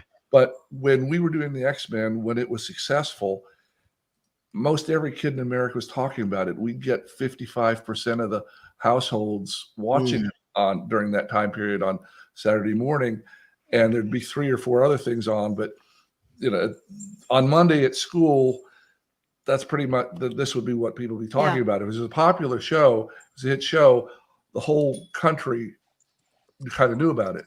Now there's a show maybe 1 out of 30 people knows about it, or 20, or and because it's so fragmented that there isn't a common culture anymore. It's like if I'm over in this corner watching this true crime thing, and they're over there watching this reality show. And we had 3 options, right? Yeah, exactly. We had 3 or 4, and that was it. And that was there's restrictions there, but there was that good thing that you had a common culture, and you could talk to everybody shared it. Well, earlier in the show, you spoke to the person that was your censor, right? And you know how she could see there was some benefits in telling these more mature stories and moments, right? But she could have easily said no. And Julia, you said you thought there was no chance, right? I think there was. So I just think about the struggle as a creator now. It's like it feels like there's censors everywhere. Yeah. Like, and they could show up anywhere. You could just get someone just peg you in a tweet and you're done, you know? Maybe that's not true, but that's the fear that's like you're working through as a creator. It's a real thing. And there are a lot of people, well-intended people that in the last 2 or 3 years, I mean, there are jerks everywhere, but there's some very well-intended Professor people. X is a jerk. I'm trying to do the famous Professor X is a jerk. Yeah, I didn't do that right. But there are plenty of people that are well-intended, and if the culture changes suddenly, they could get in some serious trouble. And I think it's hardest on comedians because they're always trying to push the edge a little bit, and if you push the wrong way, it could be rough. Yeah. Well, I'm glad I'm not a comedian. Yeah. that would be tough. Yeah. Comedians used to have the pass. There's no pass anymore. Yeah. Gosh. Yeah. Thinking about Eddie Murphy and his pass that he had, you go back and watch some of those HBO, I think it was HBO specials that he'd have. I got to watch that as a kid. No, we've been chatting for quite a while here. I'm just seeing now. We've been chatting for quite a while. It happens fast. And look, you are absolutely welcome to go when you're ready. I don't want you to feel like you're. Are we just chatting the evening away, or what? Or is there a schedule? We generally go 3 hours, but that doesn't mean you have to go 3 hours. I think we might need to. Yeah. I think we can focus more. Head more for 2 if that'll do. Yes. Yeah. And to me, that's how I know we're having a great time, because it goes pretty quickly. Yeah. And you're seeing you're shrink a little bit. I'm shrinking. I'm shrinking a little bit. Yeah, this chair leans back, and I shrink, and I suddenly that's okay. Very small. We do have a question from William. He says, "What character do you wish you could have put in the show?" I don't know.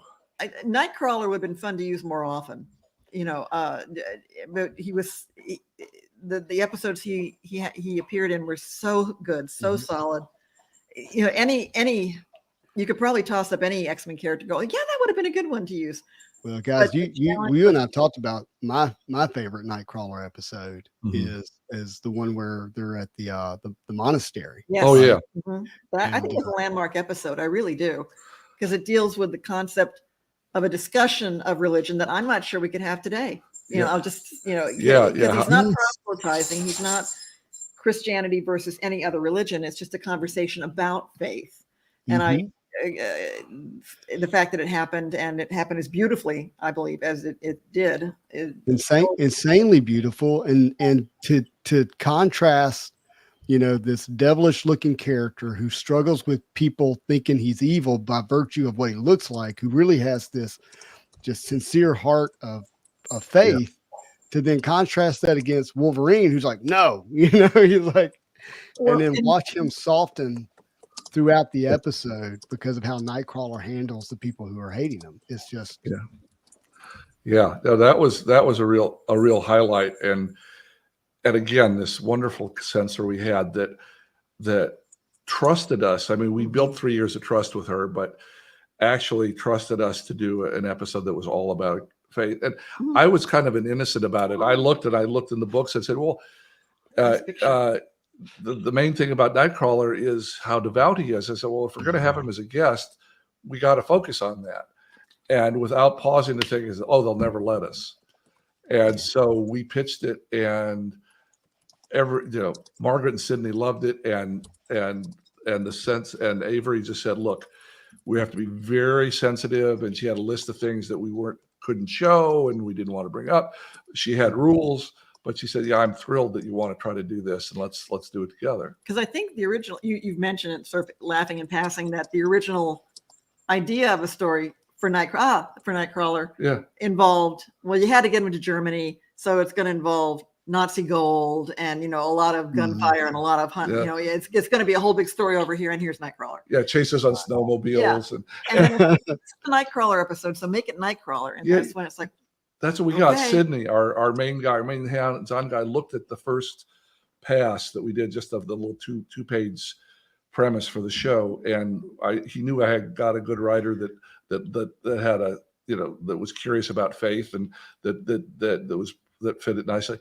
And Sydney almost yelled at us. He said, "Look, guys, you guys are tiptoeing here. You got to show about faith, and you're making half of it chases and Nazi gold and all this other stuff." Says, get rid of all that stuff. Just make it about these two people. And so to Sydney's credit, we both said, oh, that's great. Thank goodness we get to do this. But it was he had the confidence to say that right off. I don't care how many angry letters we get at the network. If they don't like the way we do this, we're going to try this. And no angry letters. No angry letters. Yeah. And we did not get angry letters. We got lots later, friends of mine and the people that are involved in faith organizations got some nice letters, some nice, like, well, it's nice after 20 years to see somebody try something like this. So because you wanted to just tell a good story about a character who happened to be devout. Yeah, right? That's what I'm hearing. We're not asking for donations at the end of the show. Right. We want to be true to the character. There's no proselytizing. Gambit is off doing his thing, saying, "I'm out." If anybody would have a religious background himself, it might have been the Gambit character. It might have been Gambit. Yeah, who knows what sort of Catholic Cajun background he had that we didn't get into. But by the way, Gambit is my twin brother's favorite. Oh, all right. Loves Gambit. Even he has a little bit of a Gambit vibe about him too. Well, that's a lot. We got to tell the actor, if we ever see him again, that this Canadian that didn't sound the least bit like he's from Louisiana, that he wasn't terribly far off with his voice. Oh, well, so oddly enough, Louisiana, where you hear Cajun or Cajun French, is actually has its roots from a Canadian base. That makes sense. Mm-hmm. Quebec, yeah. Yep, sure does. So question here for you guys. Is there any funny behind the scenes moments that you remember that we haven't been sharing all night? Come on. Yeah. I mean, like, well, I guess because you're not like maybe doing like the voice, like the like the voice acting, but is there anything like really stands out that's kind of behind the scenes that happened? Yeah, well, we stuff we'd heard about, like Professor X and Jean were married in real life. Yes. The two actors. During the course, your heads are snapping. And the Jean Grey actress had just had a baby with Professor X. With Professor X when she got the job. And so she'd go off during breaks in the recording, but like behind a fern in the recording studio and nurse the baby. So that was wait, Professor X and Jean had a baby. Yeah. And Catherine Disher herself, we only met her fairly recently because they were all in Canada. But she was saying that, okay, that I did the X-Men, it happened, the show was, and she's had a long career, since in Canada and elsewhere. But it wasn't until this double mutant baby, her son had grown up and was like going into comic book shops. And he was 10 or 11, and he'd say, "Well, my mother is Jean Grey, my daddy is Professor X." And the guy's kind of cash register. Oh yeah, right. And you're right. Do a Jean Grey thing, and they go, "Holy, that really is Jean Grey." So wow. So she came to have a certain appreciation for things. She didn't realize how much X-Men had reached people, and for her own son to be excited about it was like, wow, that's pretty cool, that had happened for her. So that was nice. I love that. I had no clue that they were connected, and my brain's like not. I know. Somewhere out there is a double mutant Canadian young man. Yeah. Go ahead, Manu. Oh, I'd assume Justin has some questions to finish out the interview. So I want to sneak one in there really quickly. You have some cool stuff behind you. Yeah. But generally speaking, are you guys collectors? And if you are collectors, how intense and what sort of things? We're not the usual collect. I mean, we have a little of that. We love getting X-Men toys. We tend to collect toys from shows that we've worked on, specifically from X-Men animated series. Yeah. Versus the hundreds of different iterations that have come out for all the characters over the years. It's like, no, as an example, obviously we grew up huge Star Trek fans. We keep talking about Star Trek and very nerdy about it. But we don't have much of any, we have a Star Trek collection. In my closet over there, I've got 3 bobbleheads, but yeah, I mean, that's about as far as we go collecting stuff. Stuff we worked on, but something we worked on when the toys would come out, like there was beautiful toys for Mummies Alive and beautiful toys for Exo Squad which he also worked this big action show that had all sorts of I remember very that. cool, big spaceships and the character design was wonderful. And so when we'd work on a show, we'd go usually during remainder time to KB Toys. KB Toys. And try to pick up, say, one of every character that we in a show that we'd written. And so we do a lot, and we hold on to stuff like the storyboards and the scripts. That's true. From the shows we've worked on. So there's a lot of storage areas being used, but I wouldn't call us normal collectors because we don't really go much past the stuff we worked on. Perfect. I love it. The emotional connection, a sentimental collector, a memento of things. Well, the X-Men SpaghettiOs can from Chef I like Boyardee. that. We have the Pizza Hut plastic glass with the plastic cover. We have the Pizza Hut box from 1993 when Pizza Hut ran that that's really awesome, cool. Actually. When they ran that really amazing spectacular promo, where you could and the DVDs, the VHS tapes are right behind Eric here. Look how cool that looks. I spoke out about that stuff. A little box of slightly greasy, leftover Pizza Hut stuff. 93. But I kept it. You sort of 92, 93, but so stuff from back then when it came out, we tried to collect a little bit of it just to have it because we didn't, it was fun to have. But now that it's come around full circle, just enjoying this kind of stuff has been fun for us. Yeah, absolutely. I mean, to have the actual memories of the creation and the relationships that are connected to it, you just have something that's unique and different that obviously very few people in the world have access to. And where our sentimental value was the show, and then like I said, opening up the cards and then playing with the action figures. So it's just a different relationship around the same thing. So it makes sense that not that you don't appreciate it, but you don't have to collect it. You can help create it, you know? Yeah. All right. Speaking of cards, Hardee's was not on the West Coast. Hardee's was an East Coast fast food kind of place. And I found on eBay, because we didn't have them, but a pack of, let me see if it shows there. Hardee's Oh, wow. trading cards. I knew about those. That you could Those get. were from the 90s? Yeah. These were released in the 90s. 2 and there's Wolverine and Blob. Yeah. Cool. So I've occasionally hit eBay trying to find things from 1990s based on the show that we just didn't have access to. That was one of those weird finds. It's like, I didn't know Hardee's did a Happy Meal of X-Men. My God. Yeah. Speaking of 90s weird find, I'm gonna show this later. But this is a Marvel Entertainment Group. This is like the shares promotion. It's not promotion, like they gave it out, let them know what the shares are gonna be worth. And I'm gonna go through this. I think it has some images in here that are gonna be really cool. Dude, that's awesome. Yeah, we'll look at that a little later. That's not 3,500,000 shares itself, is it? That's just no. That's the total. Right. And it looks unopened, and it's funny. The person that mailed it to me is like downtown New York City. So I don't know. It'll be fun to look at. But JoJoy says, "I want a storyboard. Do you guys still have? There are. No. Yeah, we tell you what.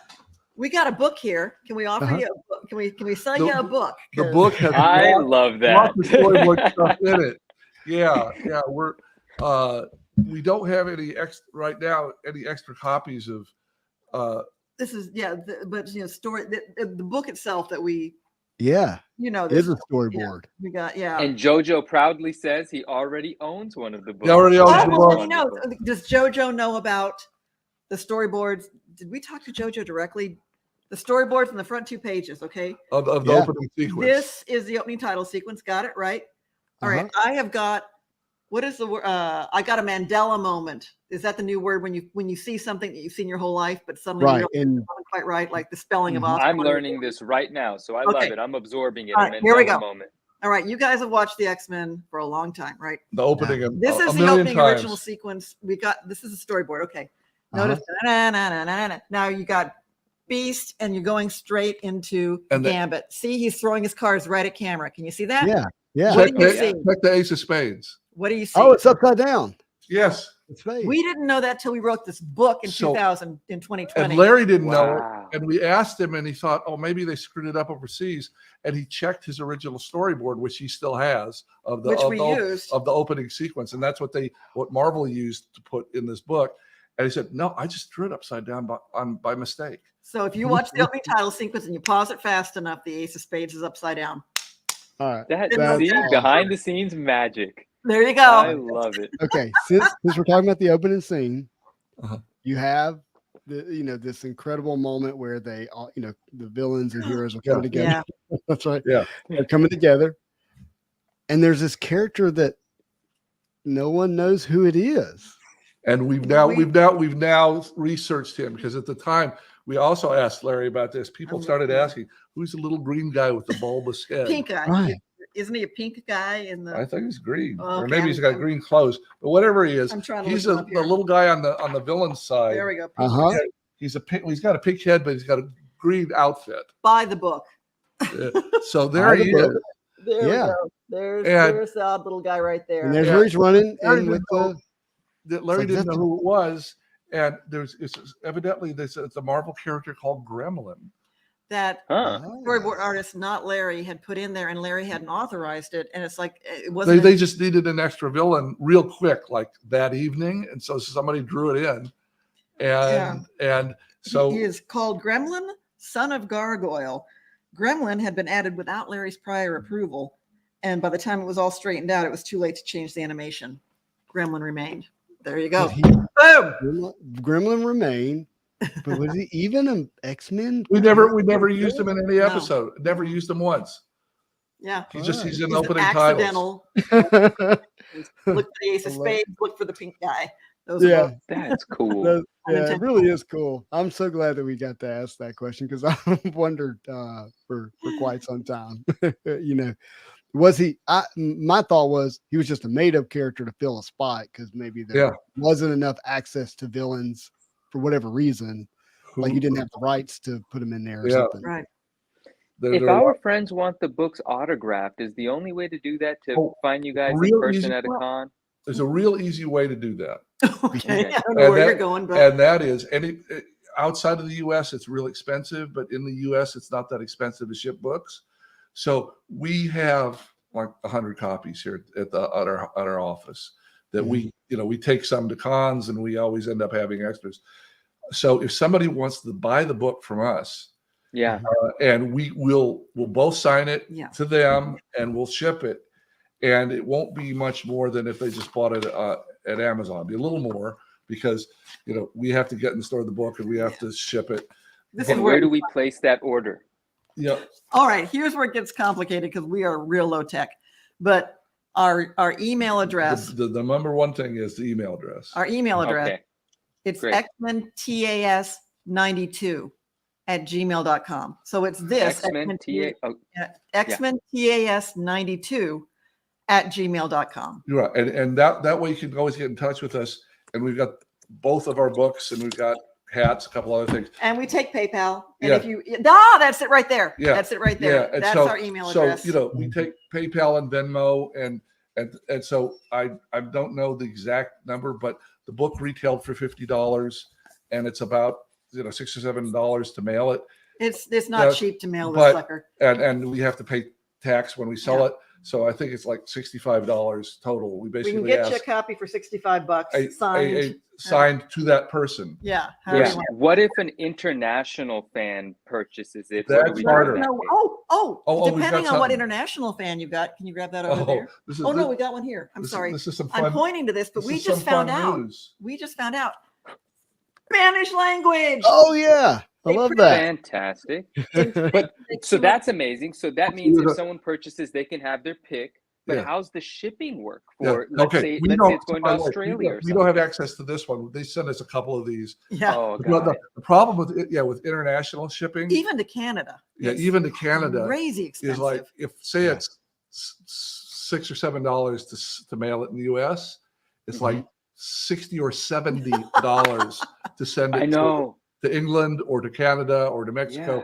So we'd have to double the price. It would be like $130 instead of $65. Can we still have them email you and if they can ask? Yeah, and if you agree to a price and they're willing to pay it? Oh yeah, we'd still do that. Now that third alternative, as they say on Star Trek. Yeah. Depending on what country you're in, you may be able to secure this book through your Amazon. We've had friends in England who've purchased it through Amazon. And if that's the case, we can't sign it for you because you're over there and we're over here. Well, we have these things called book plates, which are just basically a sticker that we could sign the book plate and mail that to them. Yeah. Oh, well, a few emails, it would appear, have already come to your inbox. Okay, we'll get to that tomorrow. Okay. But anywhere in the U.S., Canada. I mean, not Canada. Anywhere in the U.S., including Hawaii and Alaska, we can. There's a cheap book rate that we're able to sell. Eric brought up the hats. We had these made up as just sort of a goof at a con about 5 years ago, or 6 years ago. Anyway, people stopped us and said, "I want that hat." So we've made these and we have them available. And if you're in the U.S., it's $35. $35. We wrap it right here in our own home office. We mail it. What color is that hat? It is black. It can't. Yeah. It's kind Black. It's a great hat. Beautiful. Black with gold. Beautiful. Yeah. Previously on X-Men. So Joe Joy wants to know, how much does he have to pay to be able to voice one of your characters on an episode? Talk to Marvel about that. Do they have $20 million straight to me? You'll never hear from me again, and you'll never get $20 million. Yeah. And it was one of JoJo's previous questions that actually spurred that conversation about the book and the signing, because he said, "How can I have you guys sign my book?" And there's the answer. Thank you for asking that. Is JoJo here in the U.S.? I know we got. I'm almost certain. Yeah, JoJo's here in the U.S., but we have some international friends that are already inquiring and curious. So I'm sure there'll be some, Okay. some fun back and forth. Please email us and we'll They, get around to they responding. do, you know, the Amazon Britain, Amazon Germany, they Yeah, have Germany, they have the books for sale. Yeah. But New York. Okay, there you go. but yeah, as far as getting them that signature, the only way that's not really expensive is if we send them a sticker that they with our signatures on it out of the that US. they could put into the book that they have Do we themselves. have one over I will there? tell you one thing. If our friend Azza decides to email you guys, he's in Australia. He's not going to want the plate. He's going to pay whatever the shipping premium Oh, is, and cool. he's going to want the You know, book we signed. can- Not a We've done problem. that. We've done that. And it's just as easy for us to go to the post office and pay them $70 instead of $7 for the shipping. We can do Right, it. exactly. Yeah, We can do it. So 100%. that's cool. And to all our friends in Australia, please let them know you'd like us to come to a con down there. Listen, Yeah. Oh, hey, Seattle. Oh, Seattle boy. would be fun. We haven't had a chance. Yeah, to, we haven't had a chance to there's go like up there Emerald either. Con. We haven't had a chance to go up there. Yeah, yeah. I want to go to Australia too. So that would be awesome. Wouldn't it? Yeah. All right, William's got a difficult question here. He says, "You know where I can get the original art of Cable from the show?" Just Now, are curious. you talking? Now, this is a question. Are you talking cell? Are you like a hand painted cells from the show? Because there are galleries that those? offer those for sale, and we are a fan of Van Eaton Galleries. There's a wonderful gallery that probably has more X-Men art than any other Mhm. place in the world, and it's called Van. Van Eaton. Eaton Galleries. It's in Studio spell it? City, California. It's VAN space EATON, Van Eaton Galleries. And they have one of the world's largest collection of Disneyland memorabilia as well. But they happen to have a cache of X-Men art, a lot of cells. They There's- helped us with the book. Yeah. They provided so much 40 or art. 50 Yeah. images in the book we got from them because Yeah. they are like the world center of X-Men art. I can't tell you off the top of my head if they currently have any Cable material, but they would be my first place to at least look. There's also somebody that does a lot of sales was part of the show. You know, obviously Larry still does wonderful art. Oh, Larry Houston. And Jesus. but there's a gentleman named Dan Wiesenmeyer in Florida, Mhm. and he has a thriving job. He sells lots of art online, and he was one of our senior storyboard designers. And he is a fellow who's done all the animation, the art for all the Yeah, there's Marvel Van Eaton. Legends. That's it. That's it right there. There you go. You You can- found it. You can see. Oh, So this is Van Eaton? This is That's Van Van Eaton, Eaton. yeah. Yeah, you can see they got a lot of stuff they there. got wonderful stuff there. And they've got they've got the cells, but they also have like the original sketch on a some piece of paper. sketches, Like right like there. there's some Yeah. sketches. Yeah. Production drawings. Yeah. Yeah. So I don't so know. between if they Van have Cable. Eaton and Dan and Wiesenmeyer. Dan has a whole price. He will even do original art for you. Some commission. Yeah, like let's say he's had people that send him a copy of our book, Oh, look at that. and he'll do a drawing of a couple of their favorite characters Yeah. inside the book.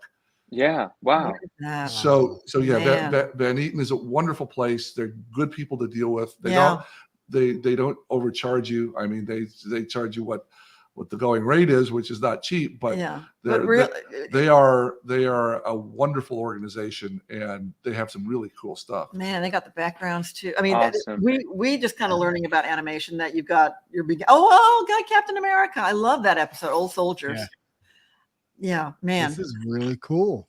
isn't it Yeah. Yeah, fun? it is. Isn't it fun?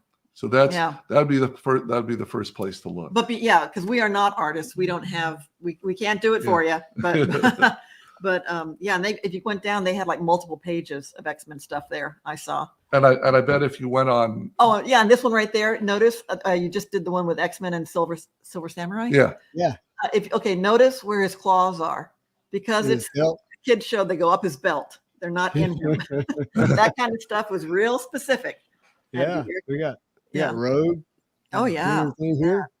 Oh, Oh, that's that's Yeah. cool. Oh, You know, but it was a fixed amount of items that Yeah. were produced, right? And they were not stored, they were not kept. So if you have someone like Van Eaton that found It's some all- kind of cache of this stuff, this is going to be it. Not Yeah, gonna be, they're it's- not making them anymore. it's all hand painted, Oh, so and beautiful. mhm. Captain America. we have Oh, we have- every every Yeah. single frame in an episode is a cell then.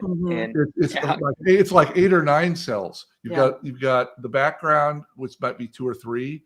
It's like if you look in the book, you show. So in one episode, there will be hundreds of thousands of drawings for one 22-minute episode. Unbelievable, the effort. Of painting. Yeah. That's why it took months and months and months. Yeah. And why it was painted and animated overseas, because if you at the time, if we had like a $300,000 or $350,000 budget, it would have been $1 million to do it here. So, wow. So yeah, that's Van Eaton is the best place we know to get that kind of artwork. What a great question. And if you hung around into hour 2, which is where we're at, Goodness. you got a real treat. Justin, you got to come back. You got to come back out, and we can talk more about cards, so we can figure out what. Exactly. I need to go. We have some dogs that need tending to. Yeah, I would love that. And look, you can count on me if I'm in Los Angeles that I'm going to be giving you guys a call and come have coffee and sit out and hang out again. That would be great. So please, if you guys, the art and making of the animated series came out in 2020, and it is art dense with all kinds of stuff. But because this was done, in 2017, Eric came out with what we consider the definitive and the only oral history of the making of the show, called Previously on X-Men. And he interviewed everybody involved. Interviewed everybody and last interview with Len Wein, last interview with Norm Spencer. And it's dense because it was 2017, and we worked off of what we had. That book came out, then Eric heard from the folks at Marvel saying, we read your book. And it's like, because that was done with fair usage, but they said, I was ready for them to drop the hammer, but instead they said, we're going to make a coffee table book about the X-Men. Would you be interested in doing that? They were going to do it with or without us, but they did it with us. So we got to do that and that. So both books are available. Yeah, we got them both. We're connected to the publishers. If we run out, we call up and say, send another case. And then we'll send them out to you. Yeah. So, oh, good Lord. The dogs are really getting restless. Well, that is awesome. We're going to let you go. You've given us such a special time tonight. I really, really do appreciate it. Please just know if we could ever serve you here on the Spidey Hits channel, happy to do it.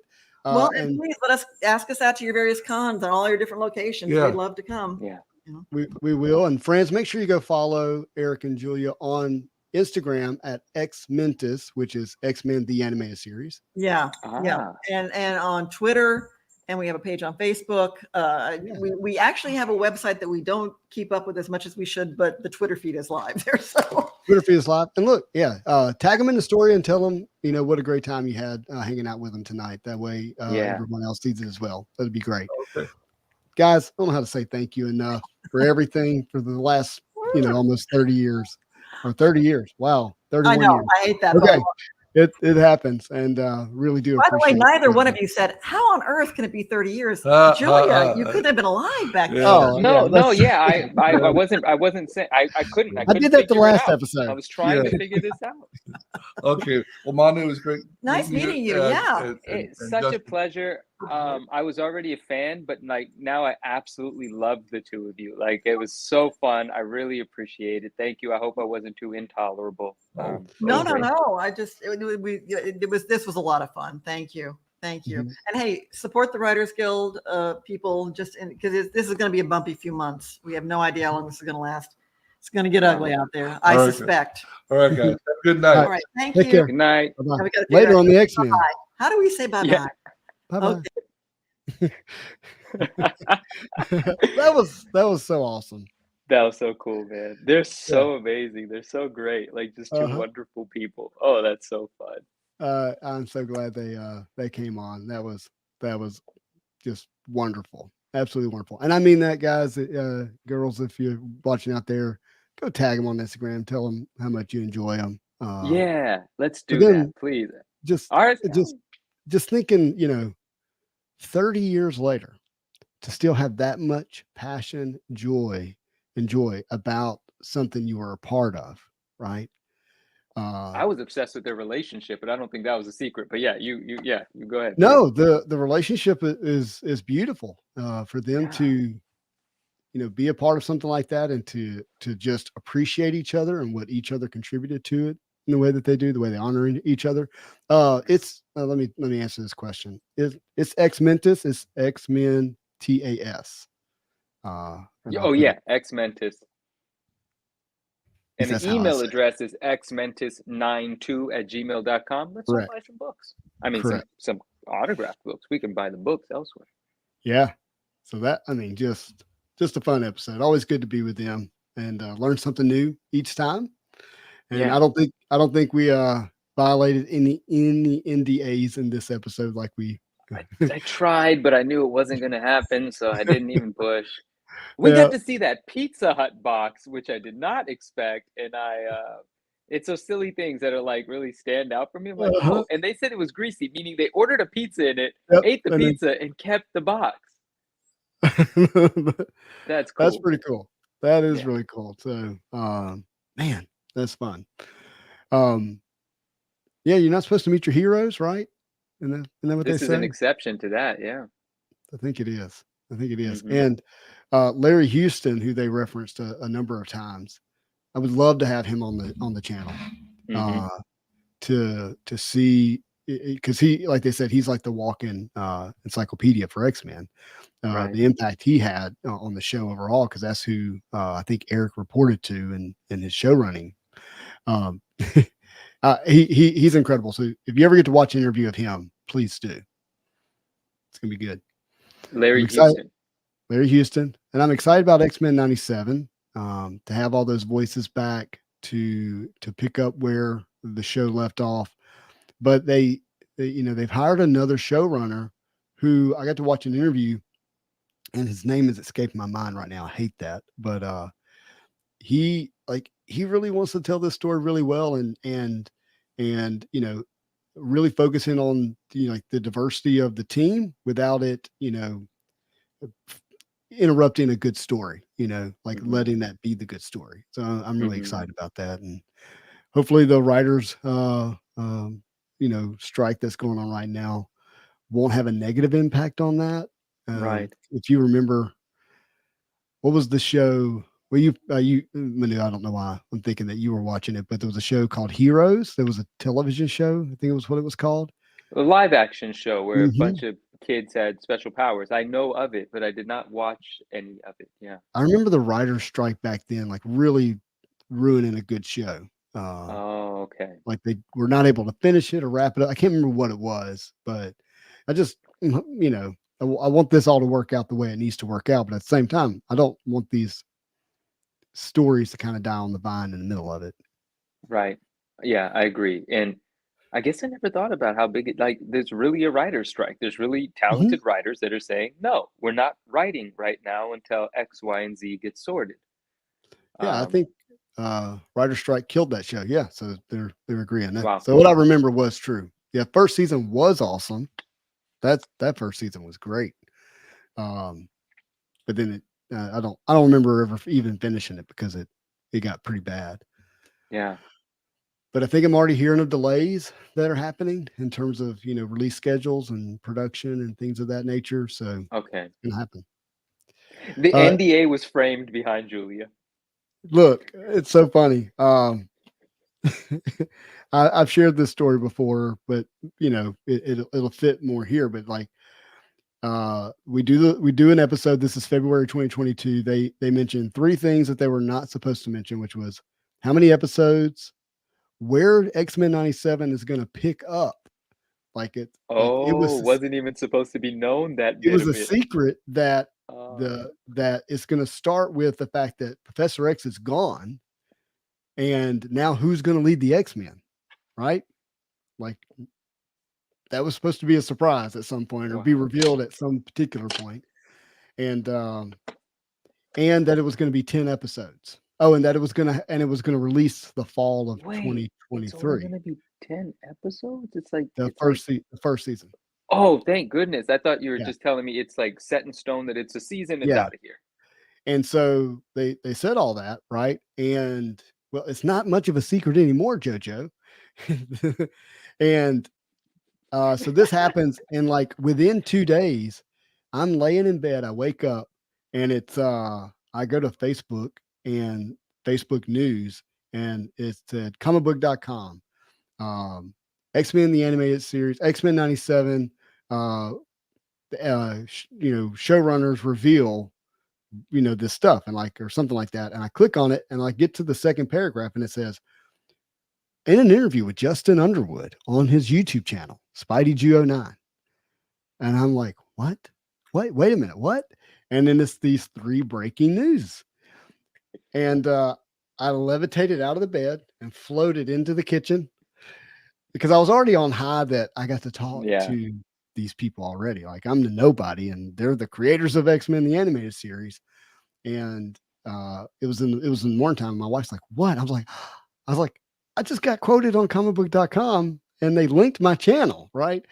And dude, throughout the rest of the day, like, I get these notifications, because I've have these YouTube channels I follow, like everything always with Michael Roman, who was supposed to be on the channel tonight, but he isn't here. Like, mentioning my YouTube channel as the source for this news. Mm-hmm. And it was just incredible. And then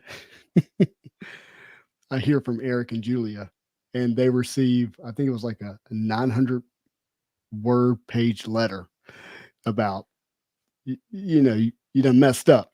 Oh, something came from the legal department. Yes, you done messed up. Don't do that again. You can't do this. And so when she says she has it framed, I think she's referring to the letter. Oh, that's funny. Kevin says, newsbreaker Justin, your news channel is now it's NBJ.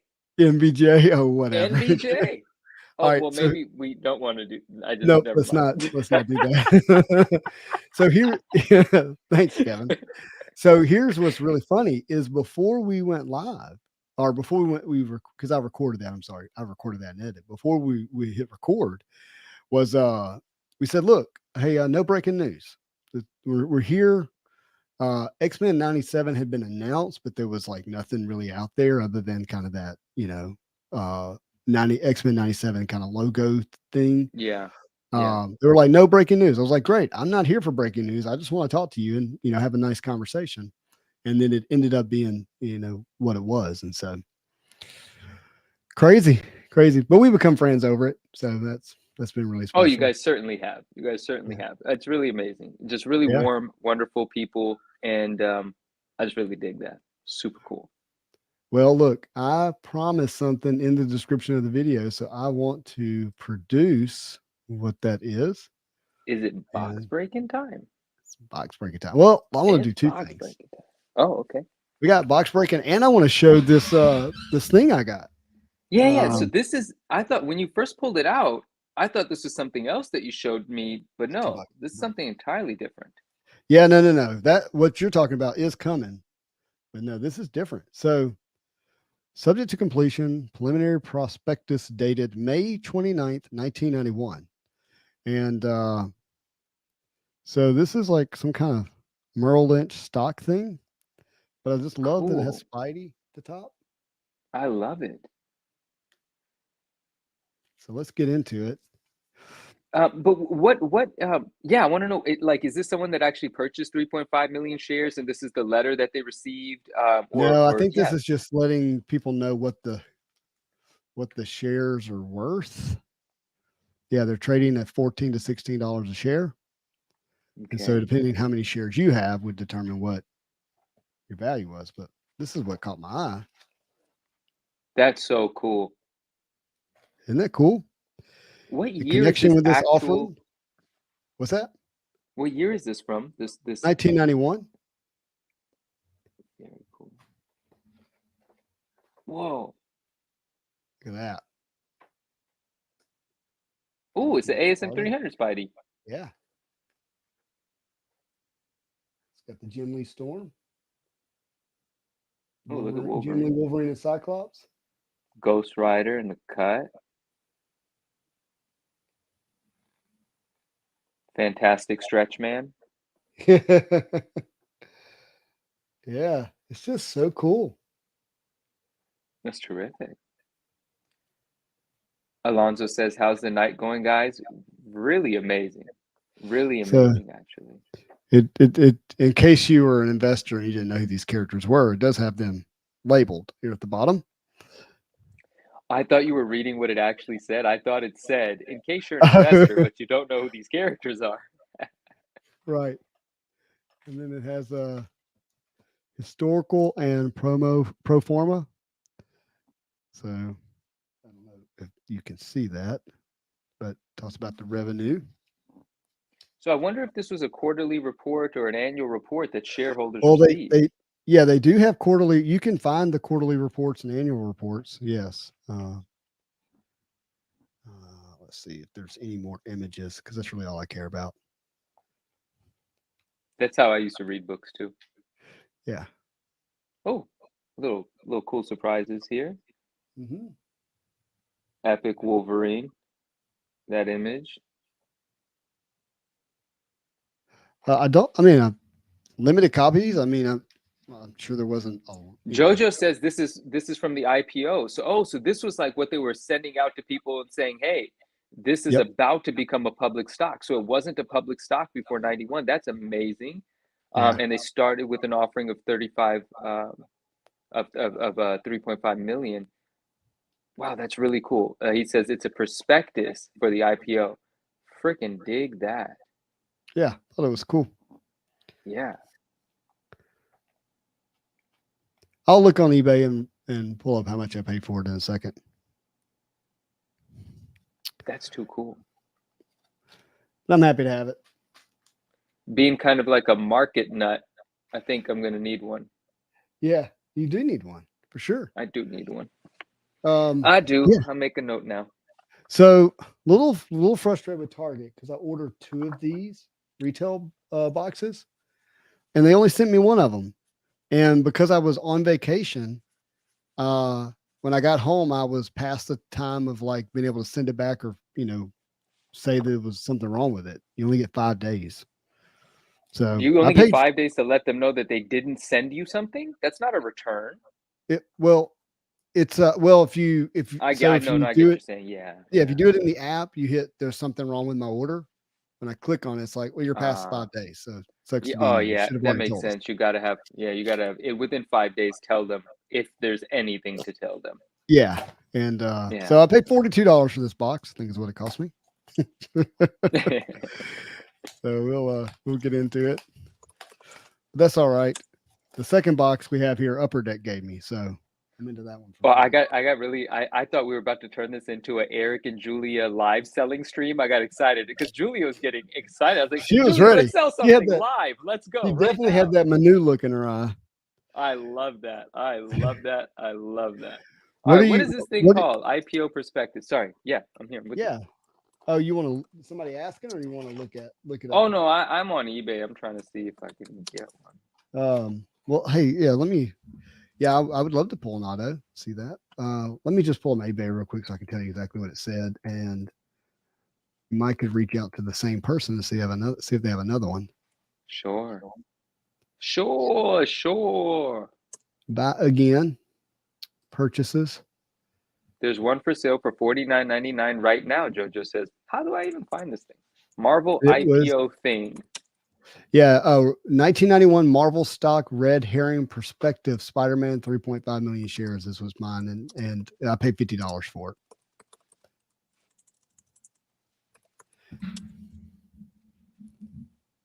I only found one. It's for 70. I want to find the one that Jojo found.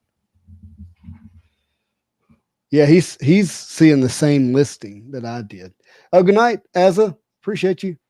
Azza, good night. Have a good one. And yeah, we definitely want to crack open another box of Fleer Ultra. All right, so there's 5 packs in here, 2 on one side, 3 on the other. I'll set it on the floor for the moment. We'll open up the 3 first. How's my lighting? Lighting look good? Oh, sorry. Let's yeah, looks fantastic. It's it's not dark. It's not dark. The pack is black. Yeah, the package is definitely dark.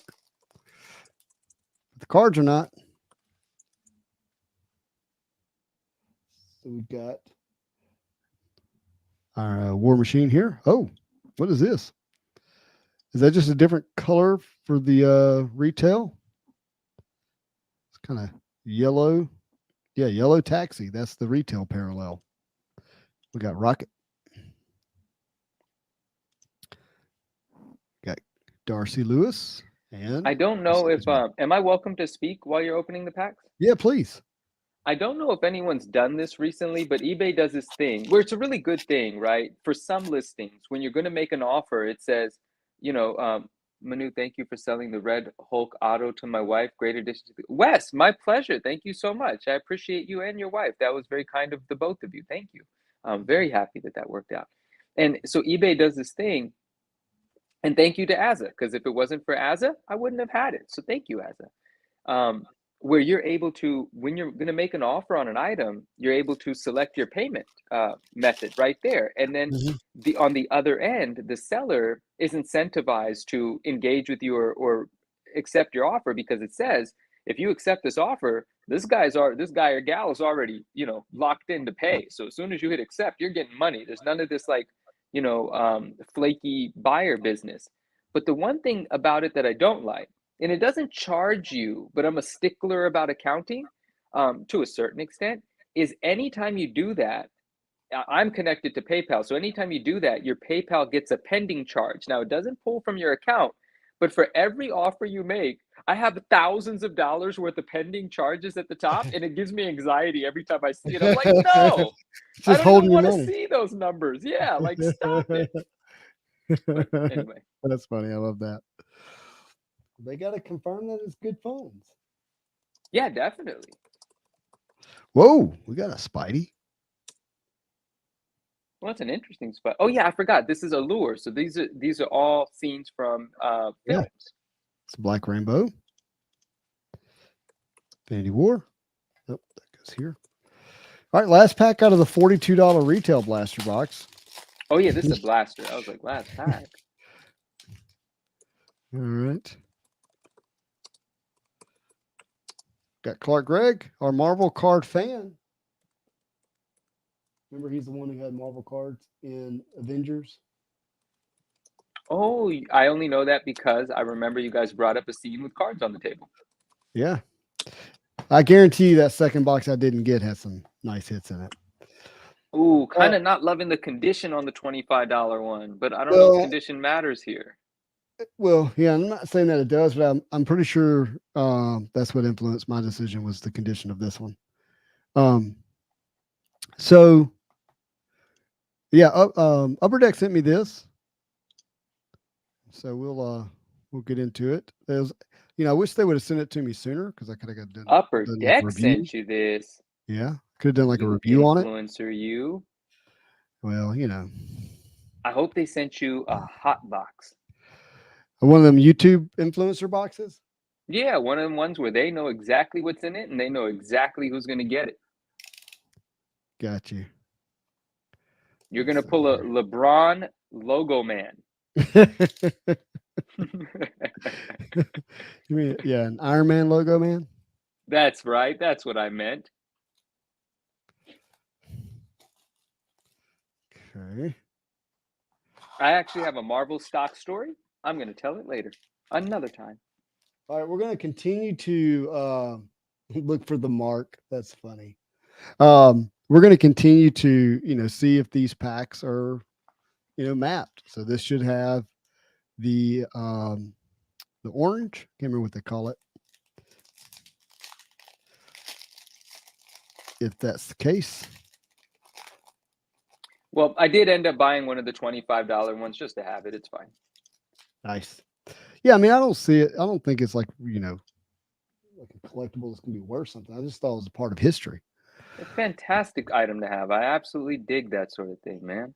I appreciate you showing that, and I'm glad that JoJo assisted me in finding one for, you know, yeah, sort of a reasonable price to buy it for. We got the orange slice out of the first pack, which has happened in every box I've opened and many of the other ones I've seen.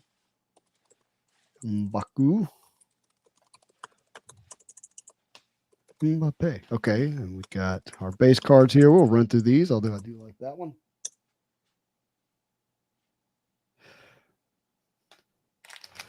All right. Pack 2 should not have a big hit in it. What is this thing doing? What do you want from me? Darcy, we got our Black Rainbow.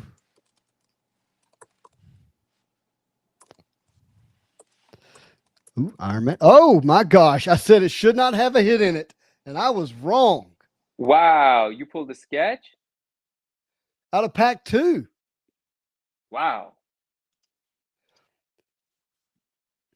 We're talking Upper Deck Hot Box. I told you. Look, I told you. Look at that. Now you owe Upper Deck a thank you. Thank you, Upper Deck.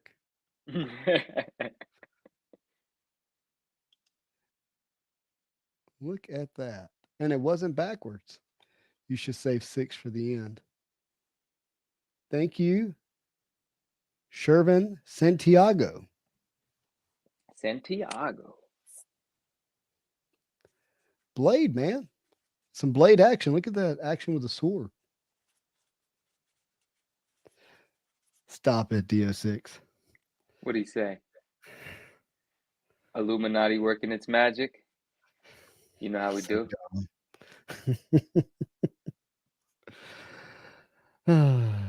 Mark says influencer box. Boo! He's just kidding. All right, this is pack 3. Brittany says, I came in just in time for the sketch, but I missed the whole beginning. Well, you're going to enjoy the replay, my friend. It's better than the sketch. All right, What's up, Brittany? Pack number 3.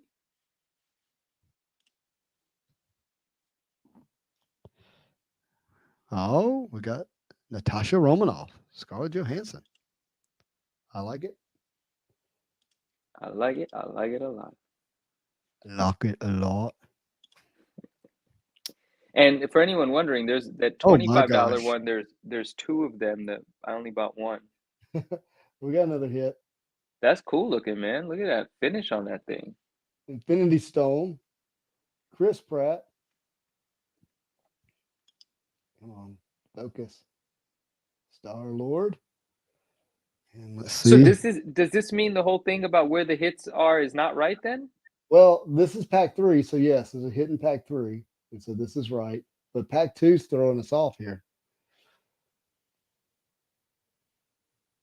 That's definitely a hit. Okay, we'll take that one.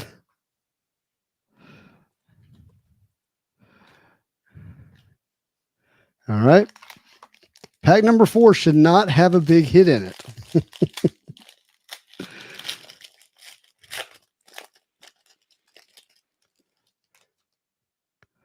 All right. We have Petro.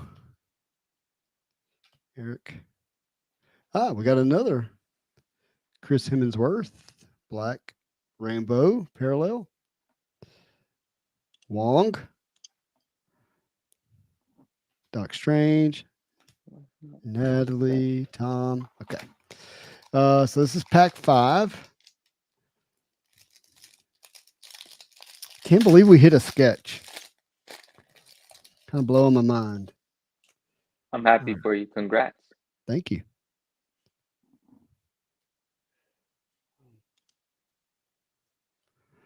There's a whole lot of funny stuff happening over here. Okay, what is this? This looks different. Red Prism. Oh, yeah. Okay. That's right. I don't know why it threw me off because of the bottom. And I just made an offer on the person that you bought it from, so I'm going to try to own the cleaner one too. Nice. See, I influenced you to buy one. You certainly did. You certainly did. There's no question about it. Even you are not safe, my friend. I know, but it's only when I want the thing. You don't see me buying a bunch of Allure. Stop.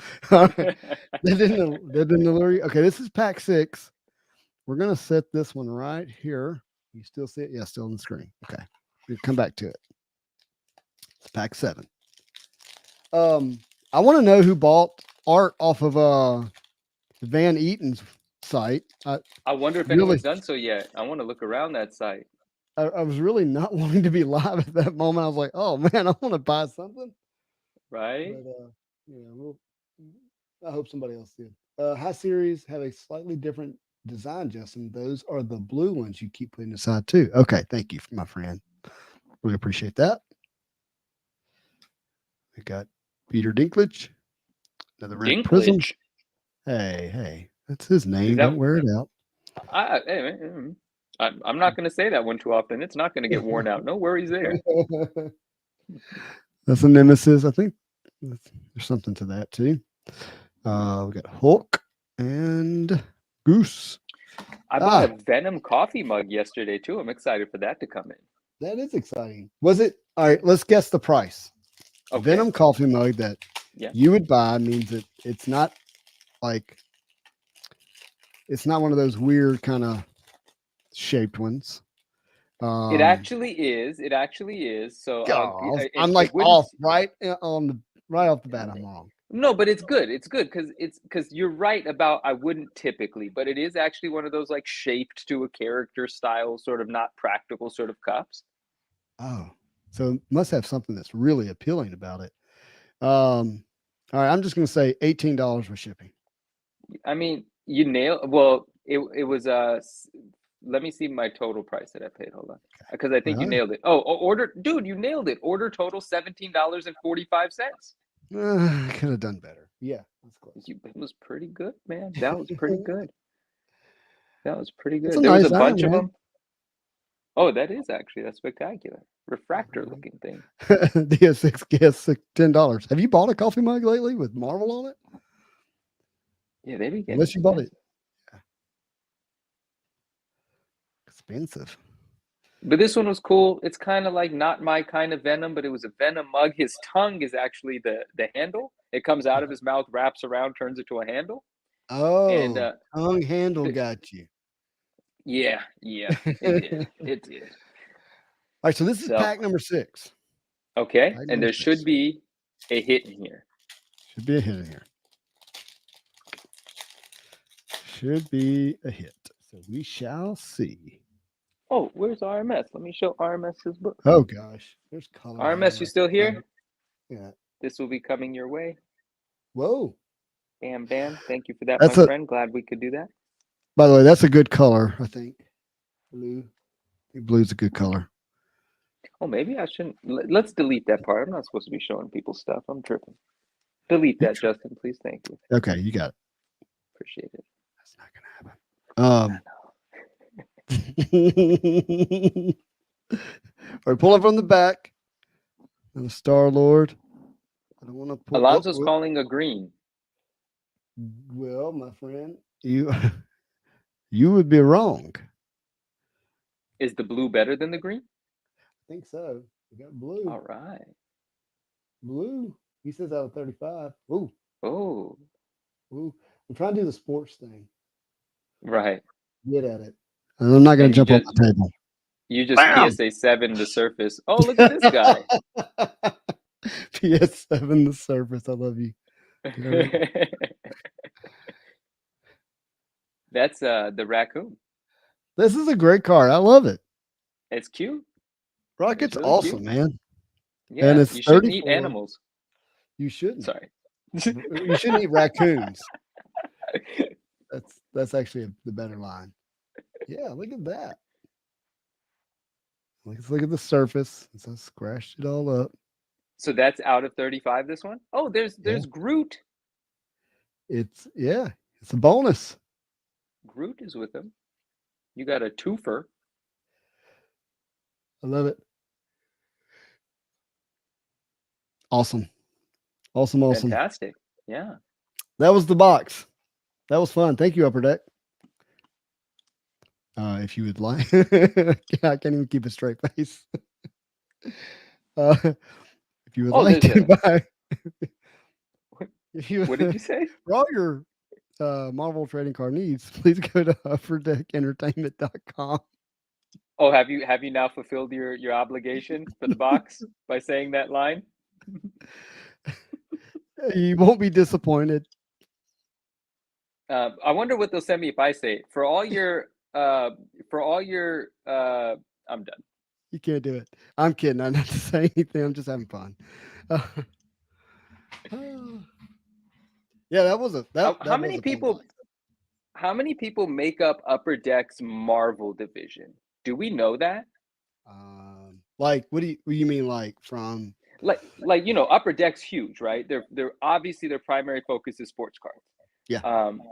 And but in terms of the team that heads up Marvel products, not how many people are contracted to manufacture stuff, but Mhm. their in-house Marvel brain team. Mm-hmm.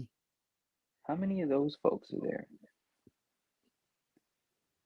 Oh, I don't know. Hey, Sid, thank you for hanging out. I know it's getting late on the East Coast. Appreciate you being Good night, here. my friend. For sure. Man, how many? Getting a little feedback. Did you do something different on the Yeah, audio on your end?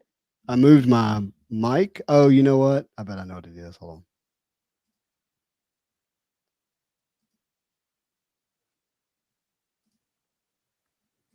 Can you hear me all right?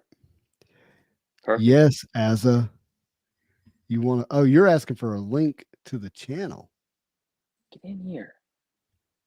I'll We go got make you, another bud. cup of coffee. Yes, do that. I don't know how, I mean, I would just be guessing, man. Like how many, so there, I think a lot of people probably have dual jobs, like they work on Sure. other stuff, on the entertainment side, like versus Mhm. whatever, like they have a Diablo thing, like Is this whatever. card a nostalgia bomb for you? Yes, 100%. And the fact that Right? I actually recently saw the original art. Yeah. Because this is the box art for Mhm. this set, I think. Mm-hmm. Yeah. I sent it, Derpa. Derpa, you want on here? You can. I'll send you a link, man, if you want to come hang Oh, we're out for about a to minute. turn this into a party. All Yeah. right. But yeah, that's definitely a nostalgia bomb. That's a nostalgia Yeah. hit, as I Yeah. put in the. Oh wait, hold on. JoJo says the quality assurance team is there's only one dude with cataracts. That's funny. Yeah, I don't know. Probably 10, 12 people, I guess. But I don't think they exclusively work on Marvel, though. Yeah. Jesse says not bitter at all. About what? I don't know. We have a question from Boris. I have a question. I opened a hobby box of Allure. A few cards came messed up. Should I email Upper Deck? Yeah. QA at upperdeck.com and just see what they say. Yeah. I still had the hobby box also. Yeah. So take a photo of the inside, I think is where it's at. Let me grab this box. That IPO prospectus is so cool. Ah, here it is. And you send them a picture of the barcode along with the picture of the cards. And you also have to have a copy of the receipt where you bought it. And then, they'll let you know if they'll send you a replacement. Justin, you want to sell me something? Do I want to sell you something? Yeah, I already bought the prospectus. What else you got? Oh, do I want to influence you again? Did you see what I bought yesterday? Wait, or did I? No, because I didn't share it. It's I claimed Then something how did on I see? I don't man, bro. I forgot to bring something in the room that I was going to share. All right, well, I don't want to wait until it's here because a lot of people already saw the post and it was really exciting after I claimed it. Yeah. And I even sent a thank you amount of money to the person that made me aware, because if I hadn't seen it the moment I did, it would have gone to any number of another 100 people. What I is it? now own an Amazing Spider-Man 316 9.8 white page Mark Jewelers. No way. Yeah. Where was it? It was on Grails. It was listed for $2,500. Insta claim, brother. Instant claim. Yeah. I claimed and I got into the DM. I said, I just claimed this. Where do I send the payment? Tell me right now. Yeah. Yeah. I kind of want to pull up their Instagram because Can't believe it. Just pull up the post too if you can. Pull up the post. It's dude, you know that book. You know I graded out the 9.8 off-white to white. I'm not going to say how much money I've offered to friends of mine that have the book, but let me tell you, no one accepted my offer. This book at this price, I didn't even have to think about this. I have offered multiples of this price for this book. They already take it down? No, it's probably just 15 books down or something like that. It's from yesterday morning, and they list books, so there's going to be a lot on top. You'll see it. It's a 316, and it's got the custom logo, which I could do without, but I don't really care. Grails Comics, right? Yeah, Grails Comics. So let's just scroll down. You'll see it. That red book is mine that I'm selling on Grails right now. If anyone wants, you can hit me directly. It's actually right here somewhere. I guess I must have missed it. No, you didn't miss it. No, they put a lot of books up. You didn't miss it yet. It is still there. It is right there. Look at this. Look at this. Claim. Yeah, and look, and all of our friends were so nice. They were. I got a message from Grails. Yeah, Grails says absolutely the most congratulations on a sales post ever. Ever. Oh, you all our friends know how much I'm into this book. And the guy that sent me the link. I said, dude, thank you so much. And he jokingly, I'm not going to say who he is because I don't want anyone to think that he asked for this. He jokingly said, finder's fee. And I was like, you know what? Yes, send me your PayPal. He goes, no. I said, dude, send me your PayPal. If it weren't for you, this would have belonged to someone else because I would not have seen it in time. So, I'm so excited. It's not here yet, obviously. I just hope everything goes smoothly. Guys, please wish the book safe travels. I'm so excited. I love this book. Look at the price this got claimed for. It was only listed for $13.99. I'll tell you why. This is actually a book that always sells for over $2,000, $1,800 to $2,400. The reason this one was listed at this price is because a signed one, signed by the writer, not the artist, on eBay recently sold for $1,200. So whoever listed this said, well, if a signed 9/8's only $1,200, I got to go for less. This book could have sold for $1,750 or $1,850, but the recent comp is what influenced that pricing there. Oh, PGX. Ugh. Professional moderated color touch. 8,900. Yeah. Thank you, my friend. I really appreciate that. Thank you. I haven't seen this cover before. I see it from randomly from. It's not a. I don't know. It's a little weird, that cover. Yeah. You're saying there's a lot of butt? There's a lot. Yeah, there's a lot of where the sun don't shine. 9.8 newsstand. Claimed. Look at that price it got purchased at. I mean, there was a little bit of behind the scenes negotiating because it went pending before claim, but it's claimed. Did they say what the final price was? Oh, it's right at the top in the list. No, they do not tell you the final price, but it's pretty close to that. And I'll tell you another thing. Is this the one that was listed at $16.9? It was $18.9. Is that the okay? Well, it obviously sold a bit below that, but you could imagine it was quite high. And then also a day after on Elite, another one sold $15,000. Oh gosh. Oh man. Claim. Oh, this one's signed. Oh gosh. I sold mine for what? 9,000? The not signed You sold one? the not signed one, yeah. Yeah. Is Asa here? Oh, he's down here. Can you see? I want to make sure we're ready for him when he's ready, but it doesn't. Whose screen is that down there? Oh, that's Asa's screen. That's Asa's, but I can't see him when I'm scrolling through this. So we got a 4.5, 13.5. What's this 9.0 going for? 3,200? That's would have been all over that 2 years ago. All right, here's Djevic for 12.5, 9.6, signed by Stan Lee. Okay. Oh wow, that's kind of a special book. Did that get claimed at that price? It doesn't look claimed. It's at 12.5 shipped. The book looks crooked in the slab. Doesn't look clean. Look how dirty it looks. Yeah, it has a lot of CGC love stains on it. Is he ready? He's not ready. Okay. Testing. As we can hear you. We Hello. hear you, bud. Oh, sorry. Trying to get my my camera setup done. What a great show, guys. Derpa, That was- have a wonderful night. Take care, Derpa. I'm looking. Here it is. I wanted to get to this. So 5,900 and still not claimed. I don't think that one got claimed. Yeah. I might have to send a low ball offer and see what happens. Do it. Do it. Make me proud, Justin.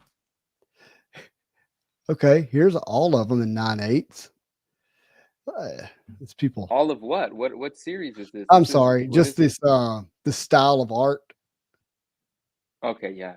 Yeah, and I don't know who the artist is, but it's sold for $900. I mean, shoot, it's fantastic go. for that many books. Let's get our friend on. Hey, buddy, As Hey guys. Hey guys, Hi. how are you? we're What a doing very great well. show. Oh, thank you. thank We'll, Oh, I didn't get have ready anything for to you. do with it, but thank you anyway. Jesse says, I just bought comic books on Instagram and got scammed. Be careful, everyone. There's no such thing. Oh, on Instagram. I was about to say there's no such thing as getting scammed as a buyer on eBay. You'll get your money back. But on Instagram, Jesse, if you want to share the story with us, I'd love to offer some thoughts if that's going to be of any value at all. But I'm very sorry to hear that. Asa, so good to be with you today. I'm gonna put you in the middle. There you go. Oh, thanks, man.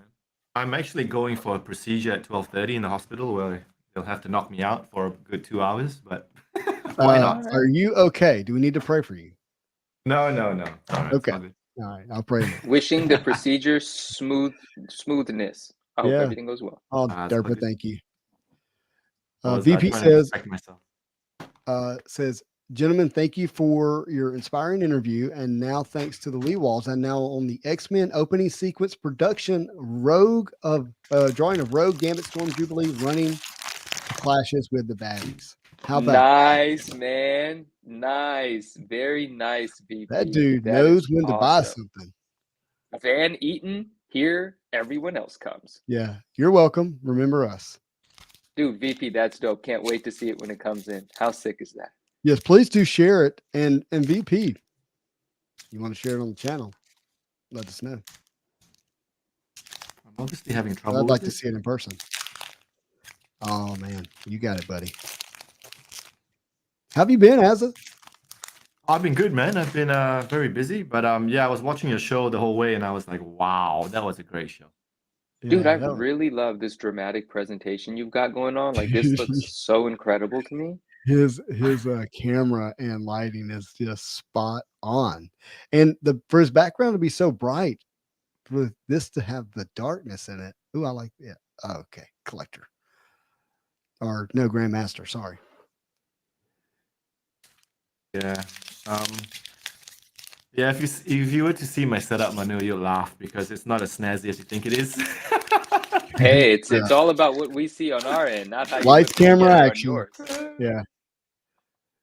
But yeah. You know, So, you pull the curtain back, a lot of production doesn't look so great, you know? So, all right, this is a great opportunity to tell everybody about something I'm doing. So, we lost Manu. You kick him. Oh, you got a comic cut. I've got a comic cut. Yes, you Wait, do. Got a comic Where cut is and a it? She-Hulk See. medallion. Where's the Oh, comic book? gosh. Oh, you haven't. Oh, Ooh, Whoa. nice vision, man. Look at that. paper cover. That's dope. curb my enthusiasm. 12 Wow. of 35. What episode? Very what cool. Congrats. issue is that? Cool. That's not the Very one where cool. they introduced Vision. No. Golden Age. He his first appearance is him, and he looks white on the cover, and he's really big on the cover. Yeah. But what I was going to say is that sometime this week I'm going to drop a tour of this hobby room video where I go all the way around it, show everybody everything, talk about it. So that'll be a fun video. Yeah. Yes. Which room? Yes. Your room? This one. This one. I've done it in the other room, but I haven't quite done it in this one. Like a video dedicated to just doing a tour of the room and all the figures and everything that's in it. What's this a reference to? There's always money in the banana stand, Captain Crockpot says. I mean, I know what the sentence is saying, but what's that a reference to? I have no idea. He'll have to help us. I have no idea. Well, yeah. No, I just don't know. What camera is facing down onto your hands and cards? That's on my hands and cards. It's a Sony. A Sony what? A what? It's an A something. It's a ZV-1. Oh, I don't know that one. That's cool. That's pretty good. He said curb my enthusiasm. So that's what it's from Arrested Development. Oh, okay. Very cool. I feel like that's cool. Speaking of animation sales and animation. There you go.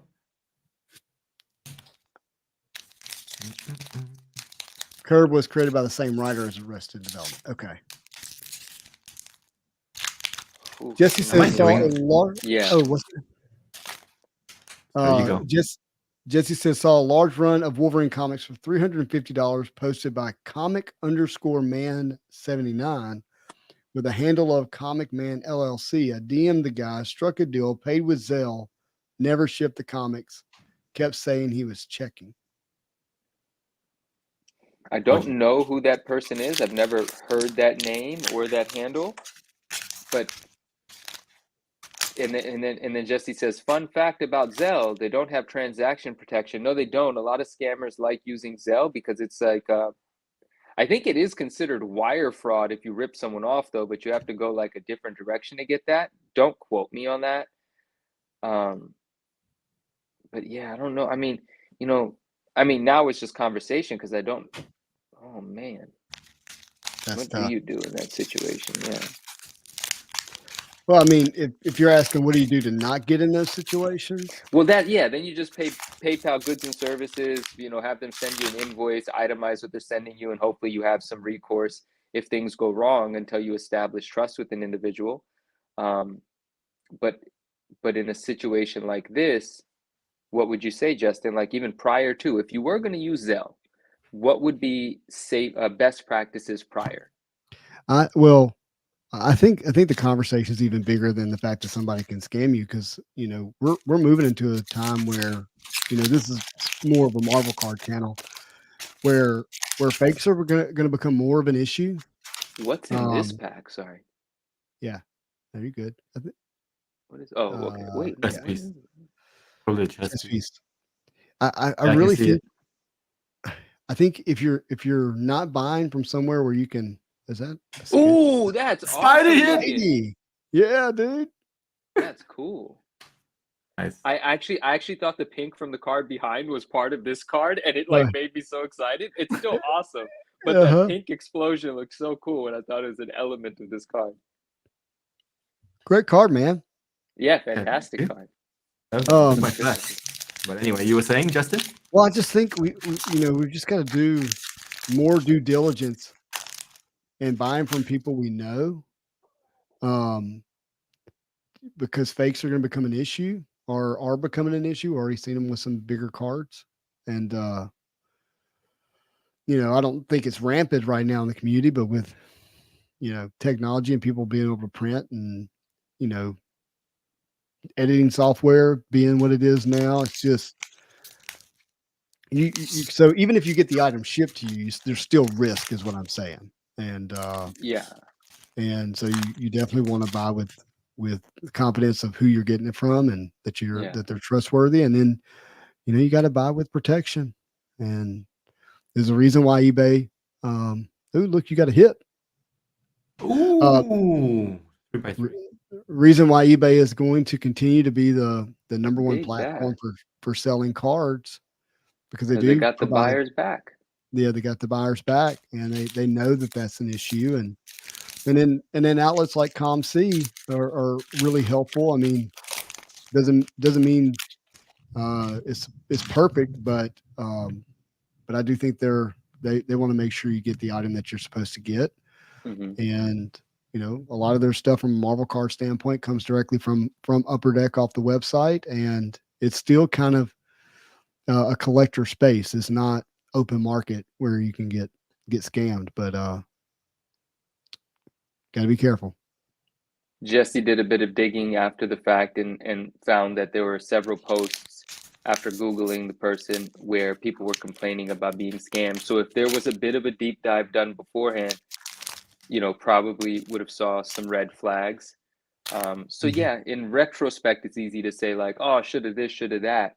But for whatever created confidence in Jesse to make the transaction, unfortunately, it's quite an expensive thing to learn, a lesson to learn or whatever. I'm not, I don't, this is a weird thing to say, lesson learned, $350 is a lot of money, but perhaps that's the cost of it never happening again. Yeah. And that, that could be a bargain in the long run. Look, I bought something, was it off Macari?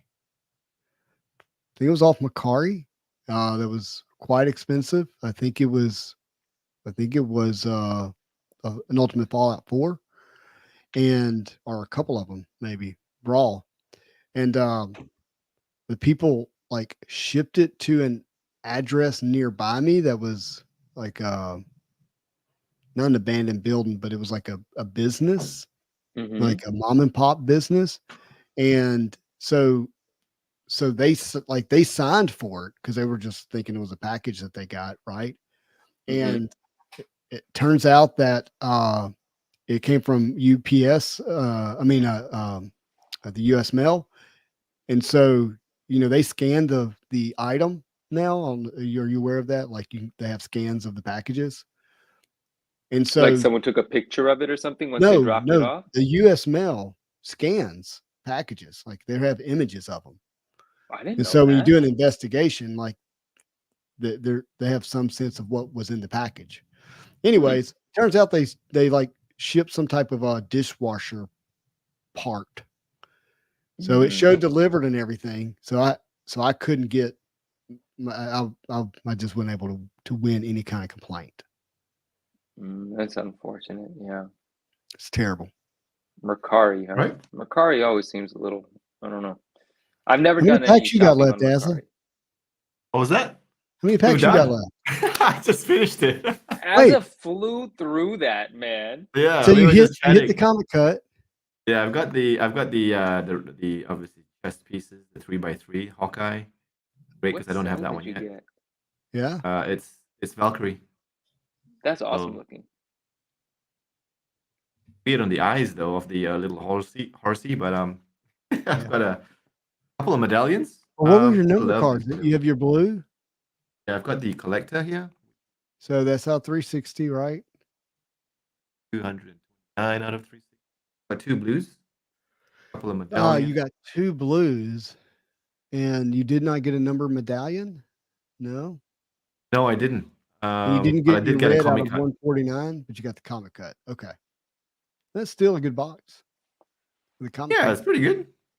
I complain. I've had one box where I had nothing. And I was like, what? I mean, I had a couple of chess pieces, but yeah, it's quite And exciting. none of those medallions were numbered on the back. Ah. Right. Okay. Unless I Well, thank missed you for some, but you sharing got your me box checking. with us. Yeah, no worries, man. Thanks for having me, guys. Whoa. Oh, wait. What? Oh, That was his audio. okay. Nope, you're good. You're back. You're good. I'm back. No, I'll see you guys. I'll see you guys some other time. It was a great show, guys. Thanks for having me, man. I really enjoy your show. Good luck with your procedure, man. Hope it goes yeah, well. no worries. Thanks, guys. Catch you later. I'll see you soon, Asa. Yeah. Derpa, that was issue number 91, if I remember correctly. But see, Derpa said the postal inspector said they did a geolocation and it was scanned. It's near his house. Man, that's terrible. Knock on wood. Knock on wood. Let's hope Yeah. no one else gets scammed.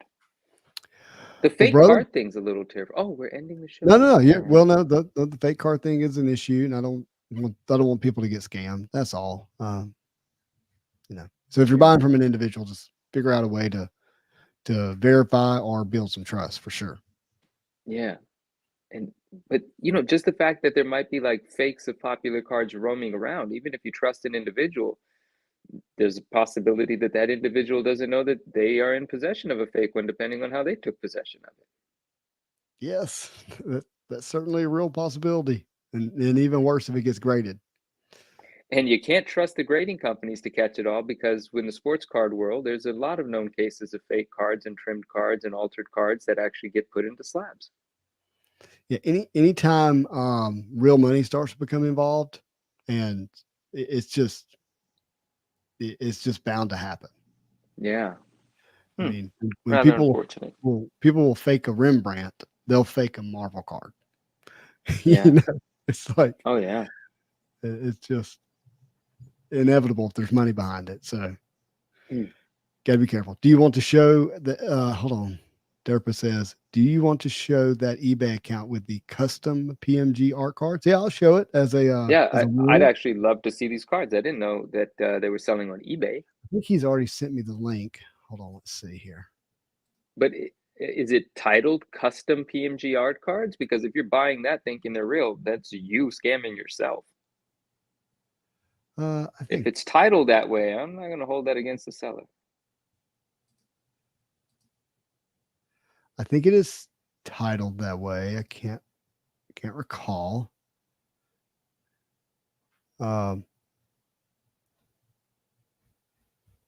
Yes. ALAPA.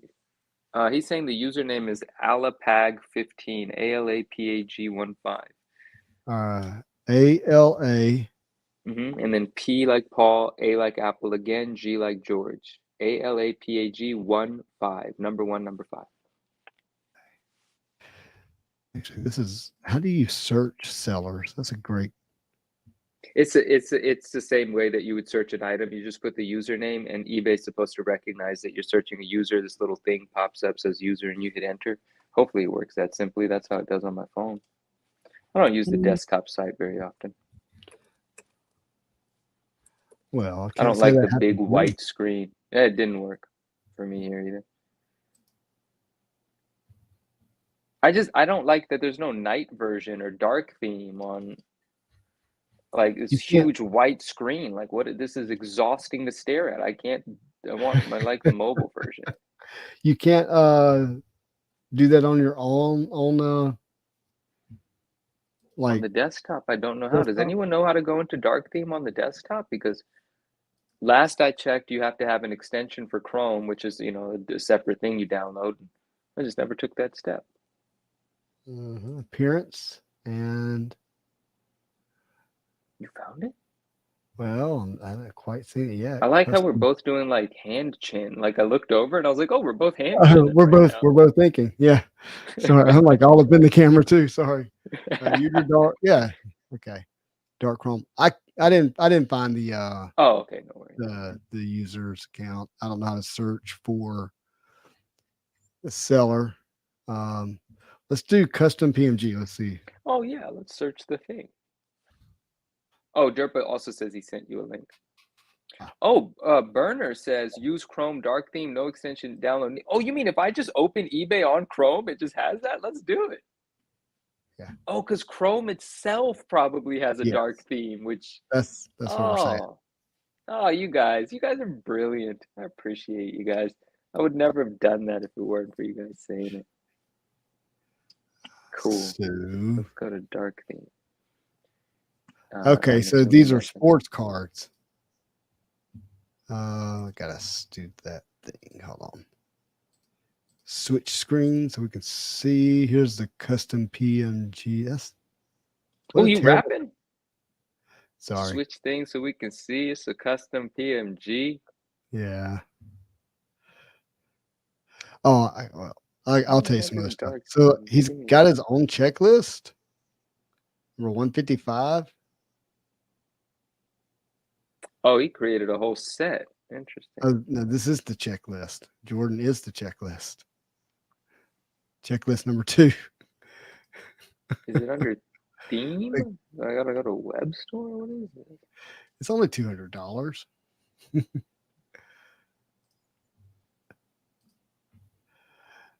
It does say custom in all caps. How much is he selling them for? $200. Ouch. But like this is kind of, I mean, this is bad. This is really bad though, because it's using the brand and logo of the trading card. It's just, it's not good. Yeah, I hear you. And it's not good because like it says custom here, but then it gets out into the world and you don't know what that person's going to do with it. You know what I mean? Yeah, exactly. Like, They shouldn't exist. I don't know. It's tricky. If they look too good and they look like PMGs or anything that they're ripping off, who knows what's going to happen. wait till you see the back. Here, I'm going to share the screen. So, like, see the back of that? It's got like all the trademarks and everything on it. What does the actual copyright information say? It says everything exactly as the card? I mean, does that say 2023 Hustlers? No. So let's say that it doesn't. It doesn't mean that I would know. So like if I saw this at a card show in somebody's booth and I didn't know any better, right? I'm like, whoa, this is kind of a gold PMG Monopoly card. I heard those were hot.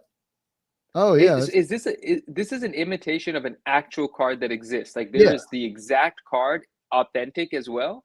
No. In fact, I'm just now noticing something.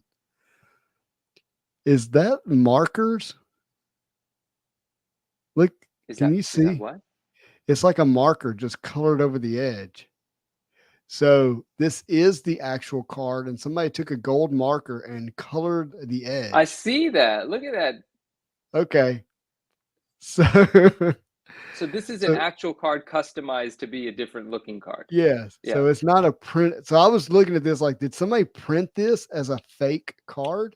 You see what I'm saying? Right. Yes. Like, I hear you. Absolutely a no-no. If somebody colored on their own card, that's just dumb.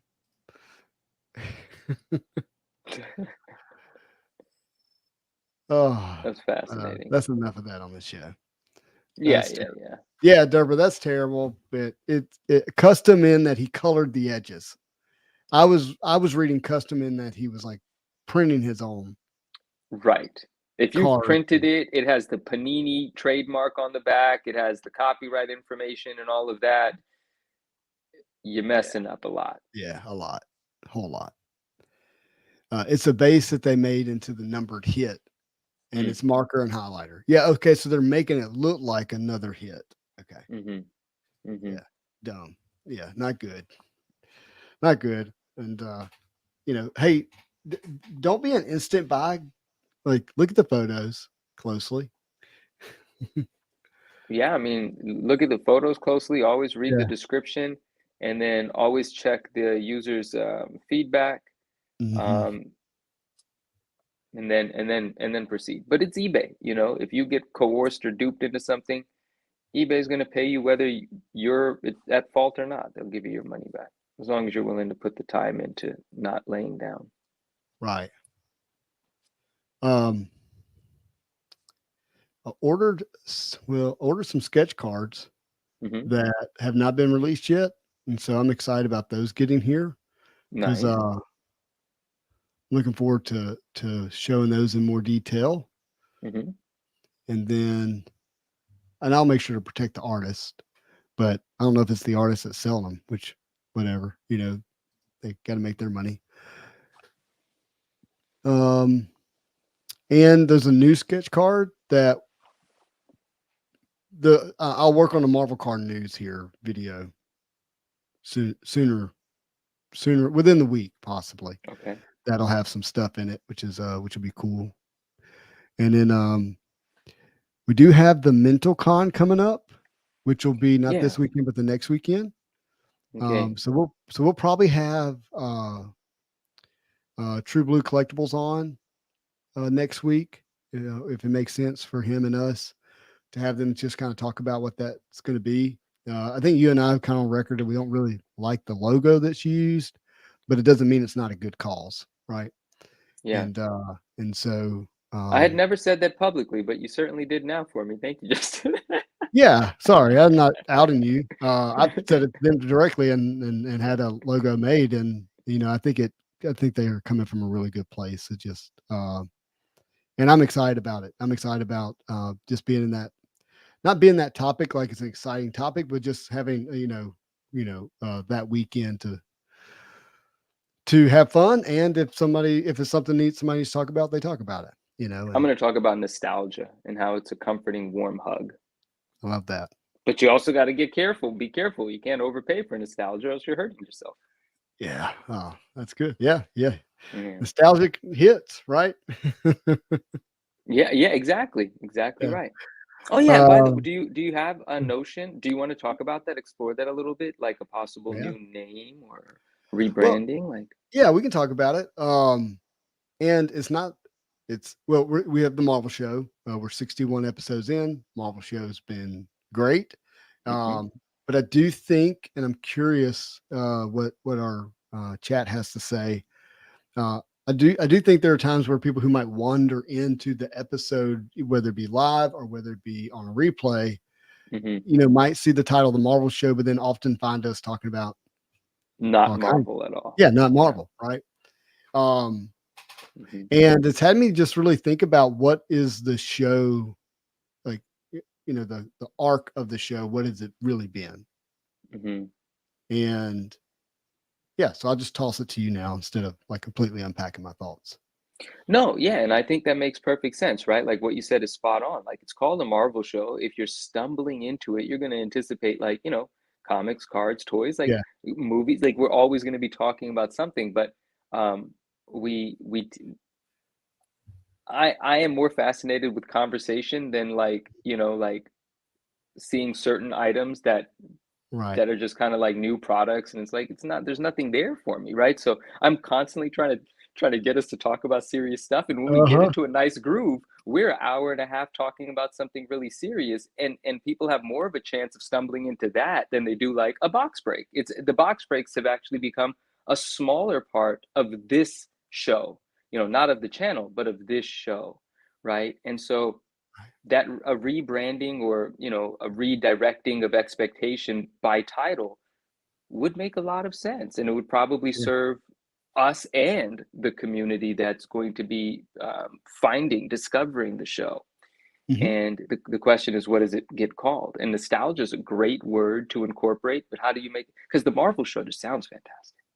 Yeah. That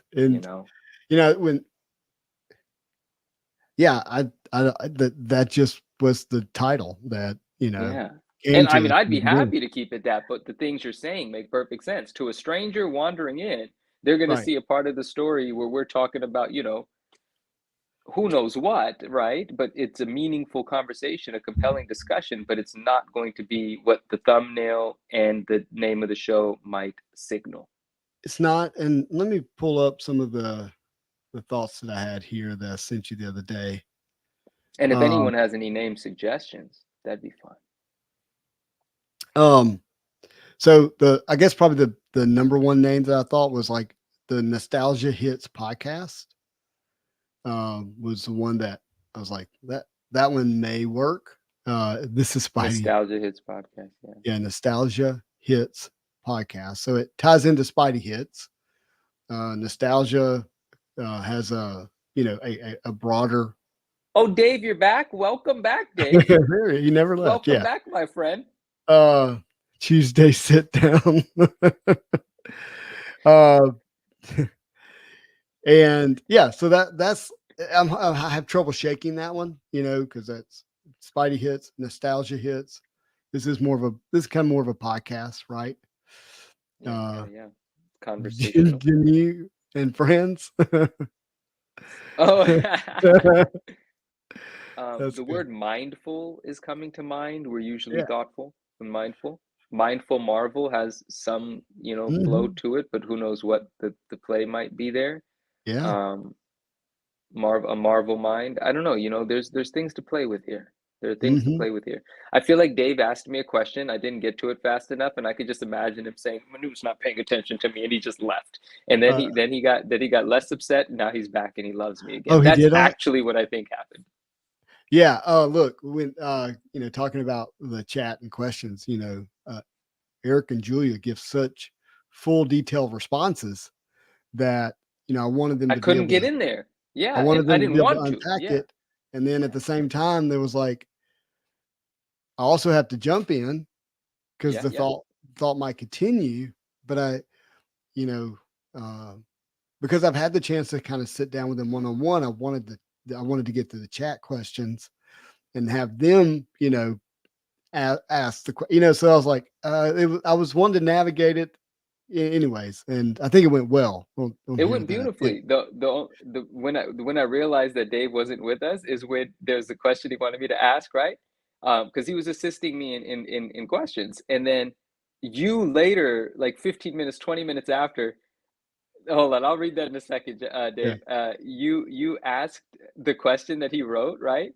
And then Uh-huh. I said, "See, Dave, I asked, but it wasn't me. It was you that asked." And then he wasn't there to laugh. I was like, "Oh, he left." He's not laughing. So he says, "Manu, don't be so hard on yourself. I love you. I just had to ask the Todd Father a question on his live Discord." Ooh, I freaking love that, bro. There's gonna be a day where, and I love you too, brother. There's gonna be a day that Todd and Dave are gonna be best friends, like guaranteed, and Yeah. I cannot wait for that. Oh, that's gonna be special. I say this thing like, surprises say, ta-da, when it's like a Todd surprise. Coin, I did that, that's me. But Todd Dave is going to happen. I There's going to like be a that. Todd Dave. Today is Todd Dave. I'm done. Captain Cropot says you've been able to attach an identity to the Marvel show. So I think what he's saying is that people expect what the Marvel show is to be what it is and what it's become. I don't think of the Marvel show as the title. I think of the Marvel show as our 3 hours together having conversation. The title is just a thing that was put on it a while ago, and I live in the show while we're doing the show. Not Mm-hmm. The title doesn't bring me here. It's just I forgot about it. I just know it's there. It's what it's called. You Yeah. know. But And I maybe wonder, there's like, something. there's maybe like different thoughts that are going through people's minds. One is like, hey, don't mess with something like it's what it is. Ooh, It's what it, yeah, what it started out as. You shouldn't change it. Like, I'd yeah. be upset. And then there's, maybe someone like me who's like, if it's not changing, it's not growing. It's not evolving. There's Yeah, but that that doesn't mean struggle too. brands have to change. It Yeah, I doesn't mean, what mean do the you brand has to the change. example that comes to mind is like how often has the Coca-Cola logo changed versus the Pepsi logo? What's the answer to that? Like Coca, if you were like to set them side by side, Coca-Cola would just do like this over time, and Pepsi would be like, like Oh, really? yeah. And then Oh, and then if you point to like, I don't know when their last rebrand, but the last time I was looking into this, their last big rebrand, they spent like all this money on, and it was like terrible. What they come up with was like, really? That? really? So, staying true. Yeah. Uh, Oh, Captain Crockpot. Yeah, interesting. The name never changed, though. The logo did. Like rebranding, but not a right. new name. That's Well, even interesting. even then that like they have the Coke, and then they have the Coca-Cola, the Hmm. cursive. That Hmm. font has not changed. That's what I'm Yeah, the talking about. classic Coca-Cola has never Correct. changed. Yeah. That's what I'm talking about. Would it possibly be actually no. I mean, this is an ongoing discussion. There's something Mhm. because you could obviously add the tagline, right? It could say the Marvel show, community conversation, Yeah, where you know, nostalgia hits. where nostalgia hits. Yeah, yeah, yeah. Yeah. But then it's like, do people read taglines? I mean, I do. I mean, I think people that are I mean, stumbling I on do. the Yeah, channel are likely stumbling on more because of the thumbnail. exactly. Yeah, yeah, yeah, And our thumbnails are very definitely very Marvel. yeah, I don't know any yeah. other way to do it. Hmm. So yeah, it's just a thought. I in the realm of integrity, I like to, put something out that shows what people are going to expect to get. Now, when you're going 3 hours and 23 minutes, like you're going to veer to the left and right some, right? Yeah, But, yeah, yeah. Steph Chair says Marvel and Friends or Marvel and Co.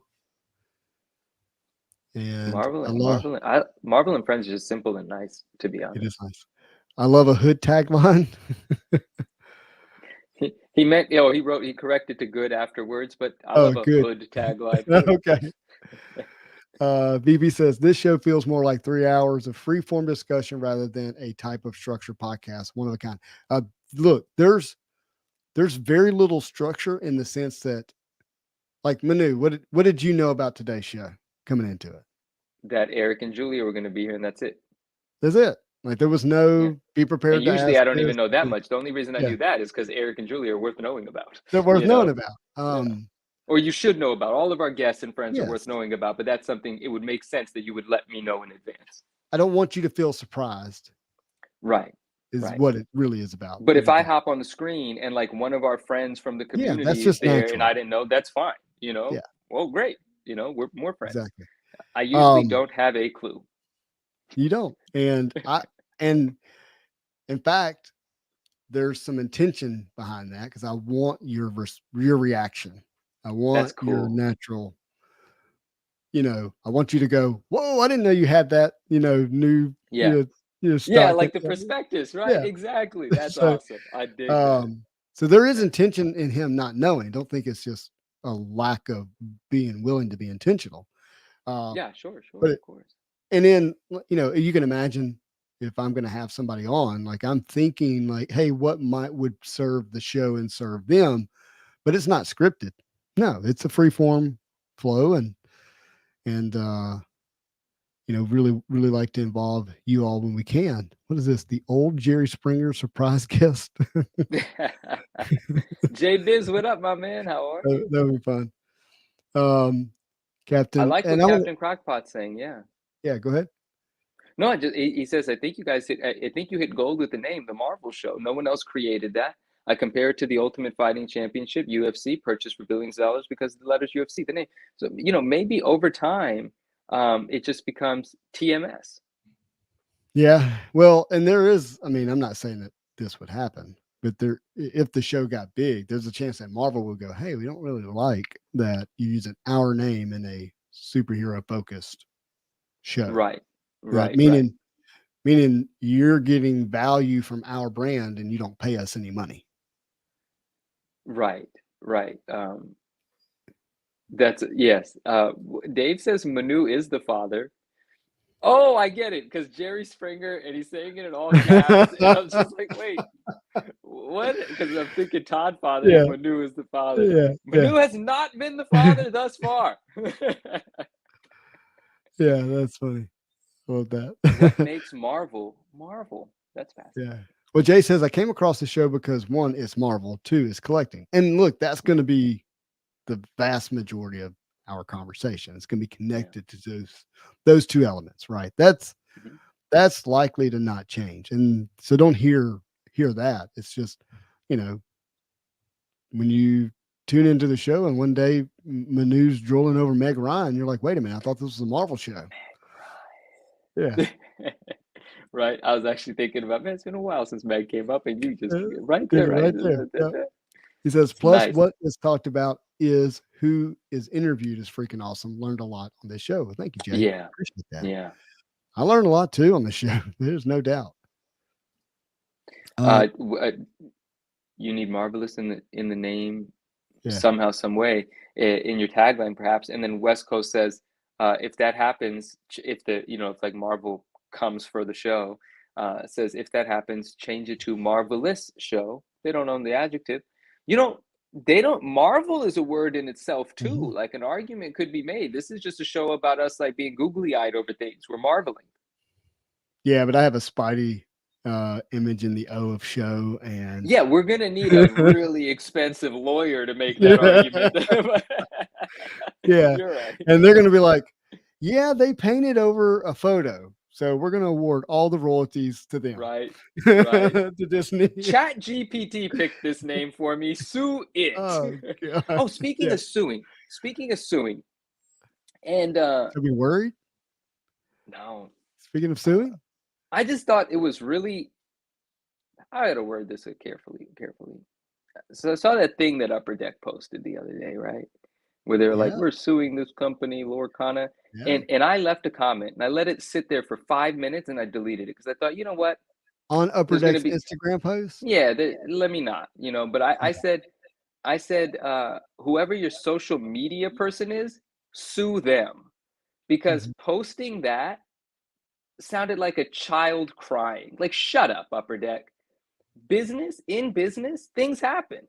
Mhm. But how do you go to your page where you're posting like cool cards and stuff, and then you're like, we're suing this company because we're bitter and we're upset because we didn't have a better way of keeping our employees quiet and we're Yeah, late 5 years on this thing anyway. Like that sounds yeah. so Yeah, shut up. the right way to do that if I was in marketing would be to have some legitimate news source pick it up as a story Yeah, yeah. Hire a PR team. Don't and put it on your Instagram page. then they share it and then the the people who are interested in the topic share it and then Upper Deck actually never even says anything, so does it come off that way. Yeah. So I agree that that would have not come off as whiny, to use your word. Yeah. And I didn't use that uh, word, but that's a good word. That's the word I was looking for. what did you use? That's what I I heard. was pulling for whiny, but maybe I did say Okay. whiny, but that's the word. Yeah. Yes, that All is right. my word. Thank you. You're right. Yeah. And the guy who runs Upper Deck went on the Sports Card. Oh, what's the name of that YouTube channel? Somebody help me if you saw it. It's It's like Upper Deck saying, guys, we're mad at this company. Don't support them. No one cares. We're mad at you. You get out of my face. let me see here. That's silly. I'm gonna go to You're my not my view friend, Upper history. Deck. You're some company. What is going on in my view history?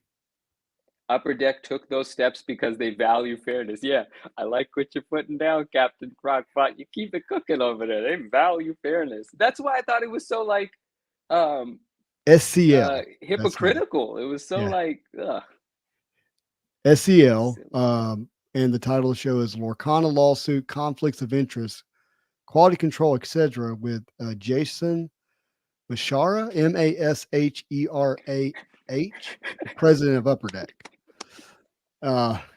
Stop.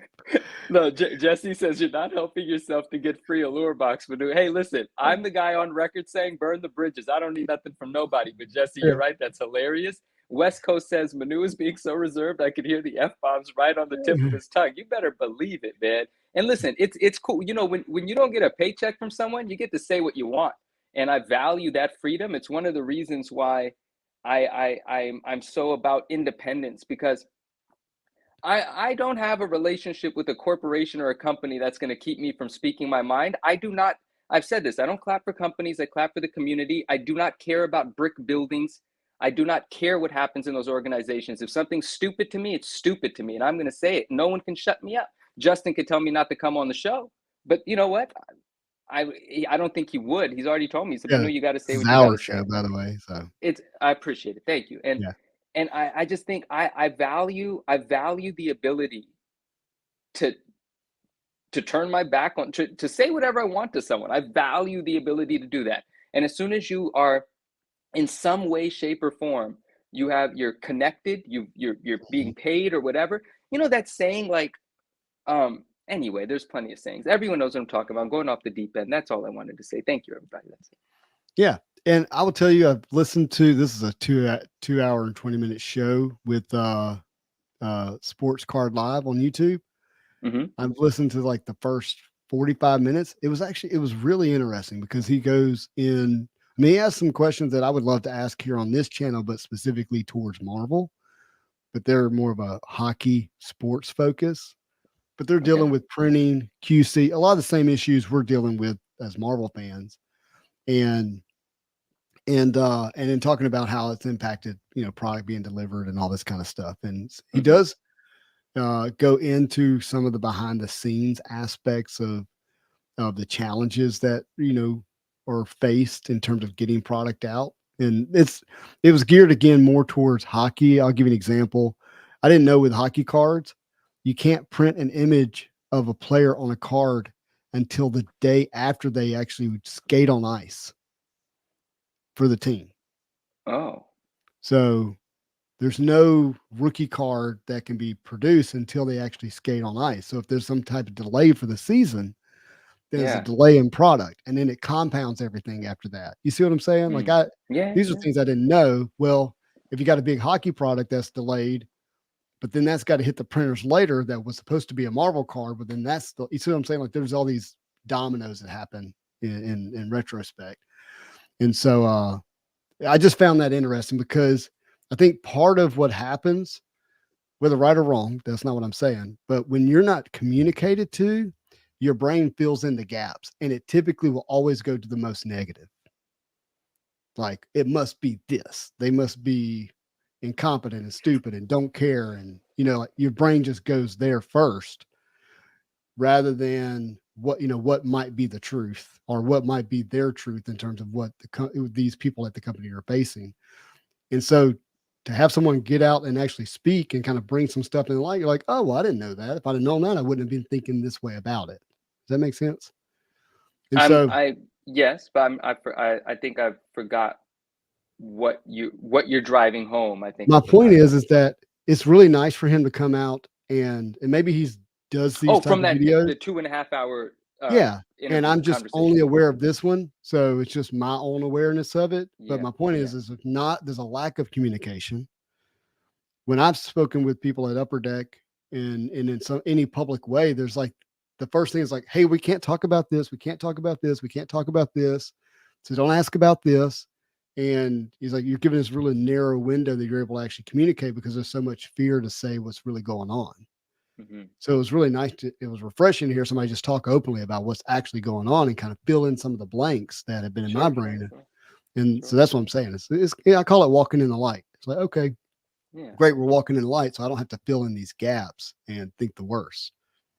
And my exact words were, whoever approved this post, sue them, not who's your social media person. I remember. And Yeah. before that one, I had a comical one typed out. I was just on one that day, and I was like, so wait, we're not pumping Lorcana then? Like I was about to post that one, but I didn't. Yeah. This is funny. And I It's never see Upper Deck like posts, but that one showed up on my feed. Like I follow them, but none of their well, posts ever pop up. That must have been a heavily engaged with post. I think it was, and then in our community, I shared it on my story. Some others may have shared it, and Yeah, so I saw, yeah. it's like, well, Yeah. then that community's interested, so let's send it to everybody else in that community. Yeah. From an algorithm Yeah. standpoint. Yeah, I don't know much about it. I haven't read the complaint or the suit in that sense, but what I did read, it sounds like there was an employee that was at Upper Deck Yeah, it that had sounds like access someone to, designed the play for the yeah, cards and took the same mechanisms and went and designed it for another yeah. company. Stuff What? happens, When did this happen? Like you just found this out, West Coast? Oh,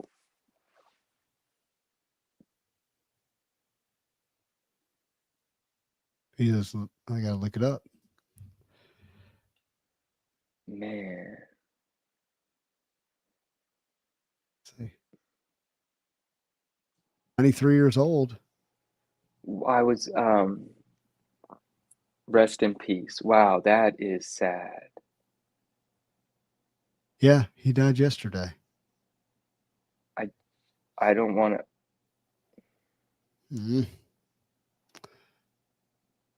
Born in 1930 in Brooklyn, New York.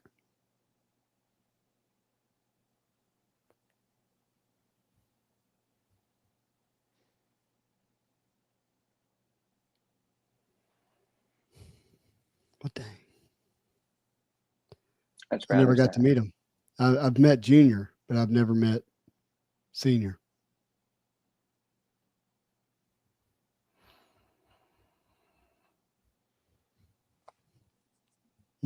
Wow.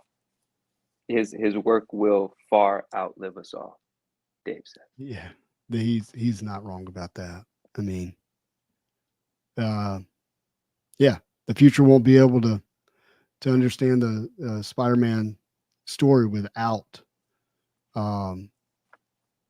seeing John Romita's Senior's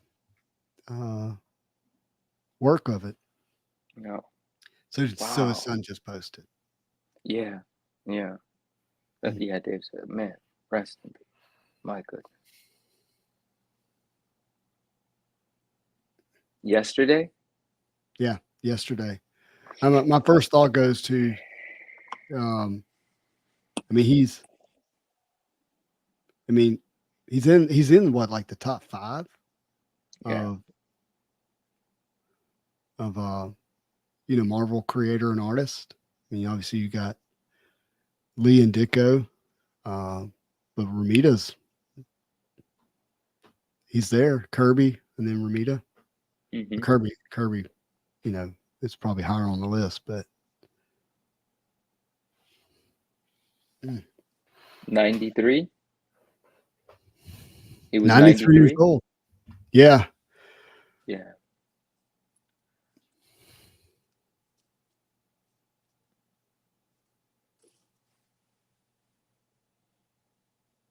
Dang. Yeah, I didn't expect that.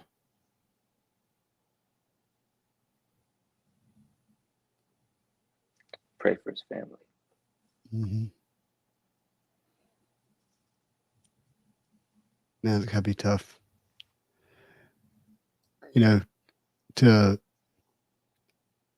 To be a junior, right? To have your father's name, John Romita Jr.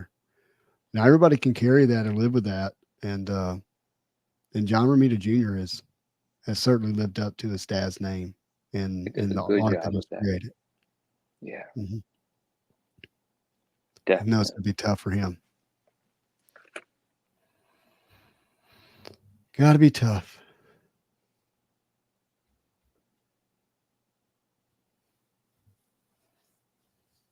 What was the first issue he worked on for Spider-Man? Well, I don't know, but I know West Coast know. Let's see here. When Ditko abruptly left Marvel after completing Amazing Spider-Man 38, Lee gave Romita the assignment. So issue After 39. 38? Mm-hmm. 39, West Coast said right there, 39. Man, think about having to follow that. To follow Ditko. Right. Let's pull up issue number 39, shall we? We got it. You'll have it here. Just a second.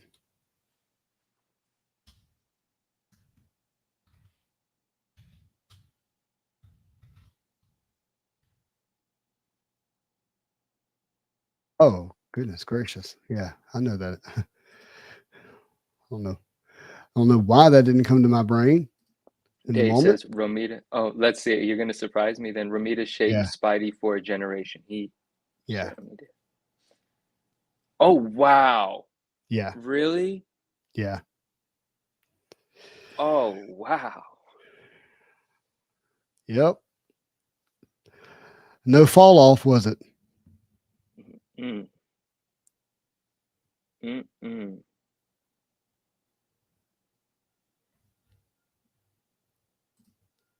We'll go through a few of them here. I always loved how thick Spider-Man is with Romita. You love the bulky Spidey. I Yeah, do. Romita's yours. He's your guy for Spidey, man. Yeah, you know. Yeah. Yeah. And Yeah. then he gives us not that. He gives us Rhino.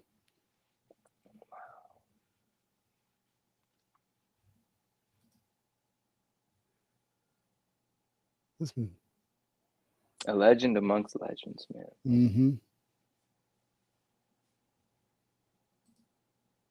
Rhino again. Oh, sorry, it keeps doing that. Nobody's being pulled around by the horn. Right. We get a lizard. Oh, man. Lizzie with the purple pants. He doesn't have the teeth though. No, when did that start happening? Like, yeah, I don't know. Didn't recall that one. You're gonna recognize this one. Shocker. Yeah. That's your Spider-Man Hot Series card. It is. That is the shocker they used for that. Mm-hmm.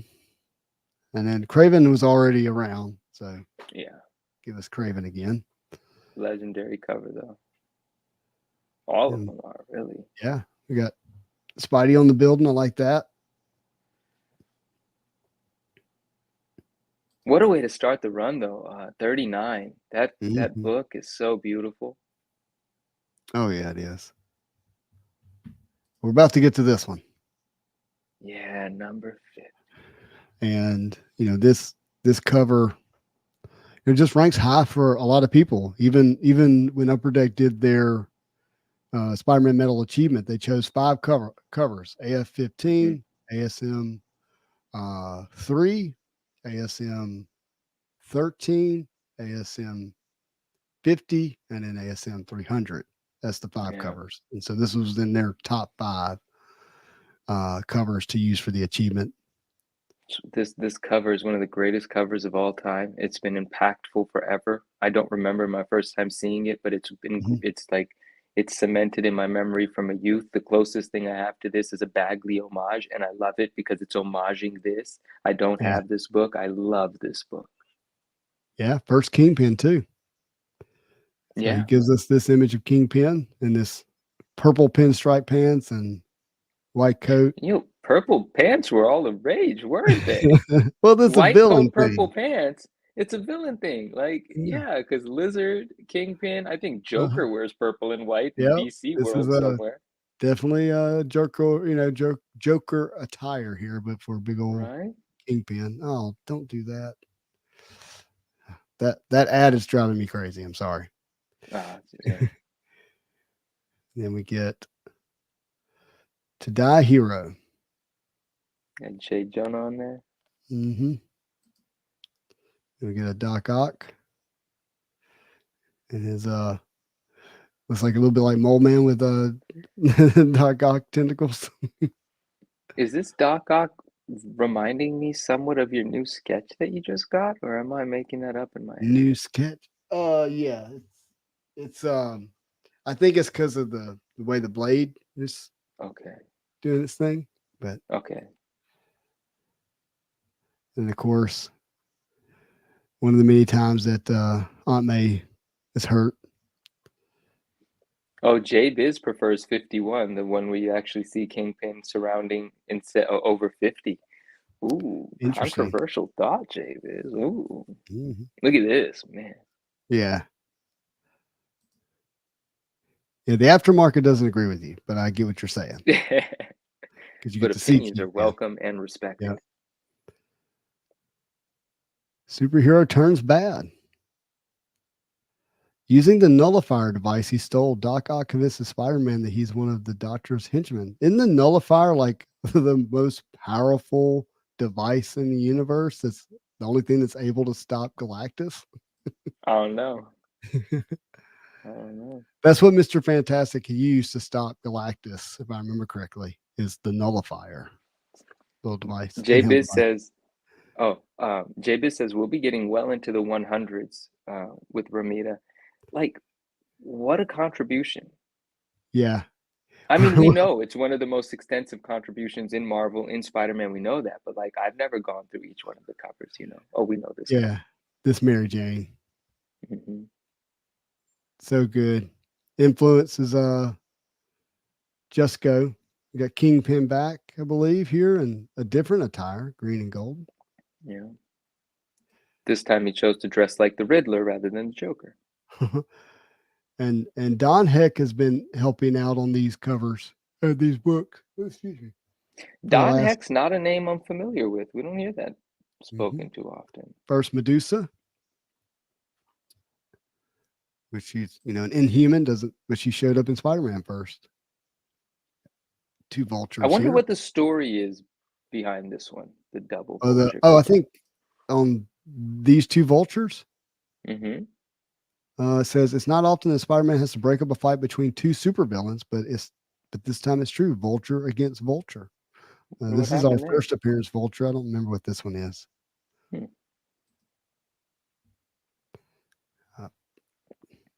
Someone pointed out, I don't remember where, that like all the Vulture covers always have Vulture sort of flying with the city in the background, like a good majority of them. Mm-hmm. This is full Ramita.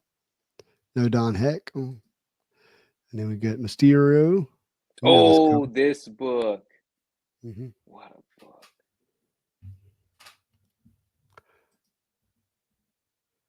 Gorgeous cover. Stop that. Mysterio again. That's the Mysterio arms. And when you go back to the 2016 Just Go trading card, this is it has this roller coaster in the back of that card. And you know this one. Yes, indeed. Yes, indeed. Great cover, made for a great card as well, but great cover. Kingpin again. And here we go, the other high series trading card. Yeah. Spidey in the spotlight where he belongs. Public Enemy #1. Quicksilver makes an appearance. Oh, yeah. What were you about to say? Nothing. I was drawing a correlation with numbers, but I'm going to keep it to myself. So this one is John Buscema. Did great work on Silver Surfer. Got to do this Spider-Man. And this is Ramita and Buscema. That's cool. It's Ramita again. Lizard returns. So that's, I guess, the lizard in the background. John Connor. Not John Connor. Dr. Connor. That's what I'm trying to say. Right. It's a great cover. He really knows how to bring the emotion out of a still image of Spidey. The thoughtfulness. Stop that. Stop it. Stop it. Dang, that issue number 75 is actually really something. Human Torch. Ramita again. The Prowler. This is probably the only book out of all that we've gone through that I have. Really? Why this one? I actually don't know why. It was in one of my childhood boxes. I do not know why I have it. Soul Collectibles, I believe, has this Prowler as his YouTube image. Oh, does he? Yeah. As his YouTube image? And is that maybe that's not even the one. I have the first appearance of Prowler. That might not even be it. Unless it is. I don't know. I think it is. Okay. I think it is. Buscema did this one, not Ramita. To Prowl No More. Buscema did this one. Chameleon strikes again. And here's the kangaroo. Buscema did that one. You know, so the villain. That's the kangaroo. Yeah. The villain in first villain that Miles faces up against. Electro is Ramita's back. Dope. Ramita on this one with the schemer. You see him on this one? Well, they just took turns, didn't they? You see him again. And Ramita. The silhouette of the Black Widow. Oh, yeah, this book. That's Ramita. I Am Spider-Man. We got Mary Jane, Gwen Stacy, him standing in the middle. That's cool. Yeah. What is this? Dr. Octopus escapes from prison and decides to take over an airplane. Could you imagine being on an airplane with Doc Ock? That would suck. Octopus is on a plane. Yeah. Gil Kane's doing these covers here.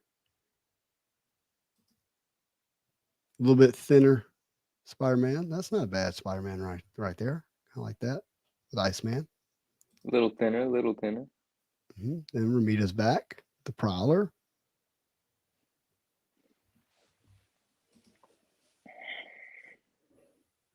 Ramita, this is interesting. His origins retold. So I guess this is the burglar. Oh. That's it. No, that's the beetle. Sorry, that's the beetle. I see it now. I was about to say, what is that purple stuff? So that's like his wing shells, Yeah. shell wings. Ramita in London. I mean, Spidey in London. Ramita did the cover. And we got Gil again. This is, I think, a controversial cover because I don't know if it's on this one, but I think this has like drugs in it somewhere, Oh, like down here at the bottom. Gil Kane with Green Goblin. Gil Kane again. I wish it would just let me keep going forward. what is this? this? That's that doesn't look right. Is that the actual? No, Amazing Is it? Spider-Man number 99. that's not what that's supposed to look like, right? Nah, that Oh, and West Coast Avenger says that issue 98 that had, like you said, it was controversial because of drugs. It says that's why it doesn't have the Comic Code Authority stamp on it, or the thing, the logo. Oh, this. number Oh, so this 100. is Gil Kane. Okay. Yeah, not Ramita. And I would have actually would have. I think I have thought this was Ramita the whole time for issue number 100. Yeah. We got Gil Kane doing Morbius. Morbius again with the 6-armed Spider-Man. Great part of the animated cartoon, by the way. The Morbius 6-armed Spider-Man, that whole thing. Mm-hmm. Gil again. And we're going to keep going because we know Gilligan. You said Gilligan. It's getting late. Sorry. Yeah. We're going to keep going because we know we're going to get to Ramita, like again in the hundreds here. So here we are. Ramita. Spencer Smythe has learned the secret identity of Peter Parker. Go. The Spider Slayer got you at last. There you go. Ramita.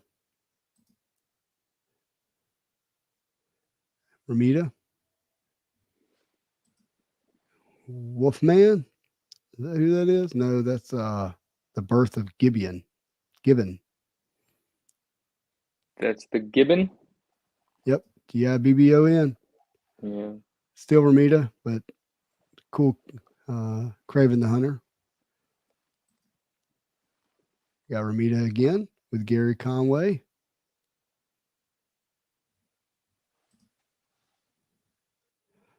Oh, that's interesting. Jim Starlin and John Romita. I actually don't remember ever seeing this visual.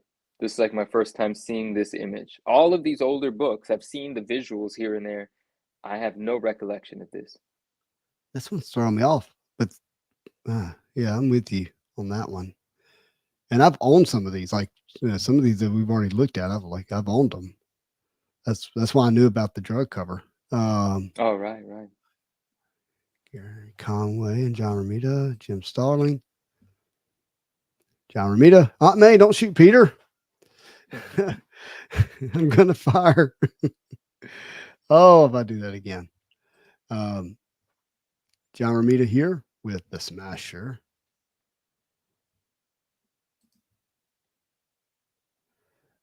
John Romita with Enter the Disruptor. They were struggling with coming up with villains here for a minute. The Smasher and the Disruptor. The Disruptor. The Interrupter. The Interrupter. Spidey butts heads with a Hulk. That's a cool cover. You said Butthead? No. That's what it says. Butts head. Spider-Man throwdown with the Hulk and brings General Ross to town. And that's Gil Kane and Paul Rainman. And then Gil Kane for this one, which is a fun cover. The Death of Gwen Stacy. That's what this book is, right? Yeah. Mm-hmm. Yeah. And but it's Gary Conway wrote it. And that's what's most associated with it. But then we get this cover that you're familiar with. Mm-hmm. Gil Kane. Here we get Power Man, Luke Cage. What's the first appearance of Luke Cage? I think it's this issue. It's a title issue. Oh, his So, title issue. yeah, Okay. the Power Man #1 or something like that. Okay. Yeah, so Ramita did work on this one as well, and then here we got J. Jonah Jameson's son turns into There's werewolf. Gil Kane did that one, and then another great cover. Ross Andrew did this one. Didn't realize that. The Kangaroo Returns with Ross Andrew. And Ross Andrew for this one. We're almost there, guys. Ross Andrew for that one. And then 129. Ross Andrew for this one. Now, that's interesting. I think I've always thought Ramita did this cover. we're learning some stuff tonight. So, because I've never done a deep dive into these older books, I don't have a knowledge base of all the details. But Dave, I'm why am I believing that Ramita did the cover here for 129? Am I just wrong on that? It says penciler Ross Andrew, but that doesn't mean he did the cover, huh? let me check something. Let's while you're doing that, I'm just gonna go to eBay and I'm gonna pull Yeah. up a Amazing Spider-Man 129 slab and see what CGC wrote on it. Because I was certainly expecting that to say Ramita. So Here's if you take a look at a slab, it says Gil Kane and John Romita cover. So that just Yeah. omitted the detail. Okay. We're gonna go back Yeah. to it. You were right. It's Okay. Gil Kane and John Romita. So for some reason, the detail was missing here, which means we might have flipped through a few other books that were Yeah. missing the detail. That's exactly right. And because there were a few others that you thought, let's go to 100. Let me pull up 100 here, because that was one of the ones that you thought, wait a second. So let me take a look at that here.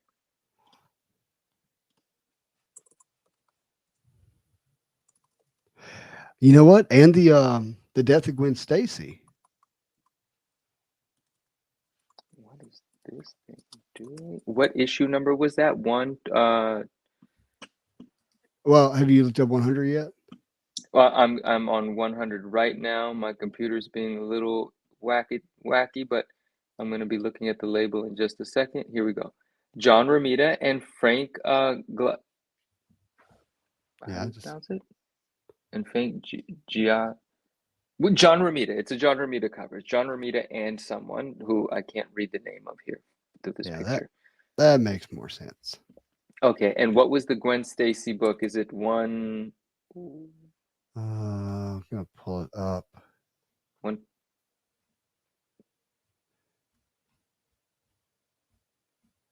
Where'd it go? Lost it. Oh, I could. I know how to find it.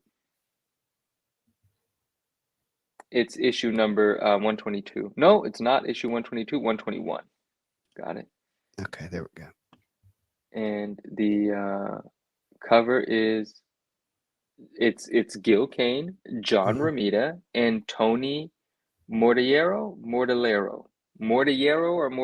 So it is a Romita. So like these iconic, and it says Romita right on the cover on the left side of Aunt May's face. So all of the ones that you remember legendary as Romita covers, they are Romitas. Absolutely are.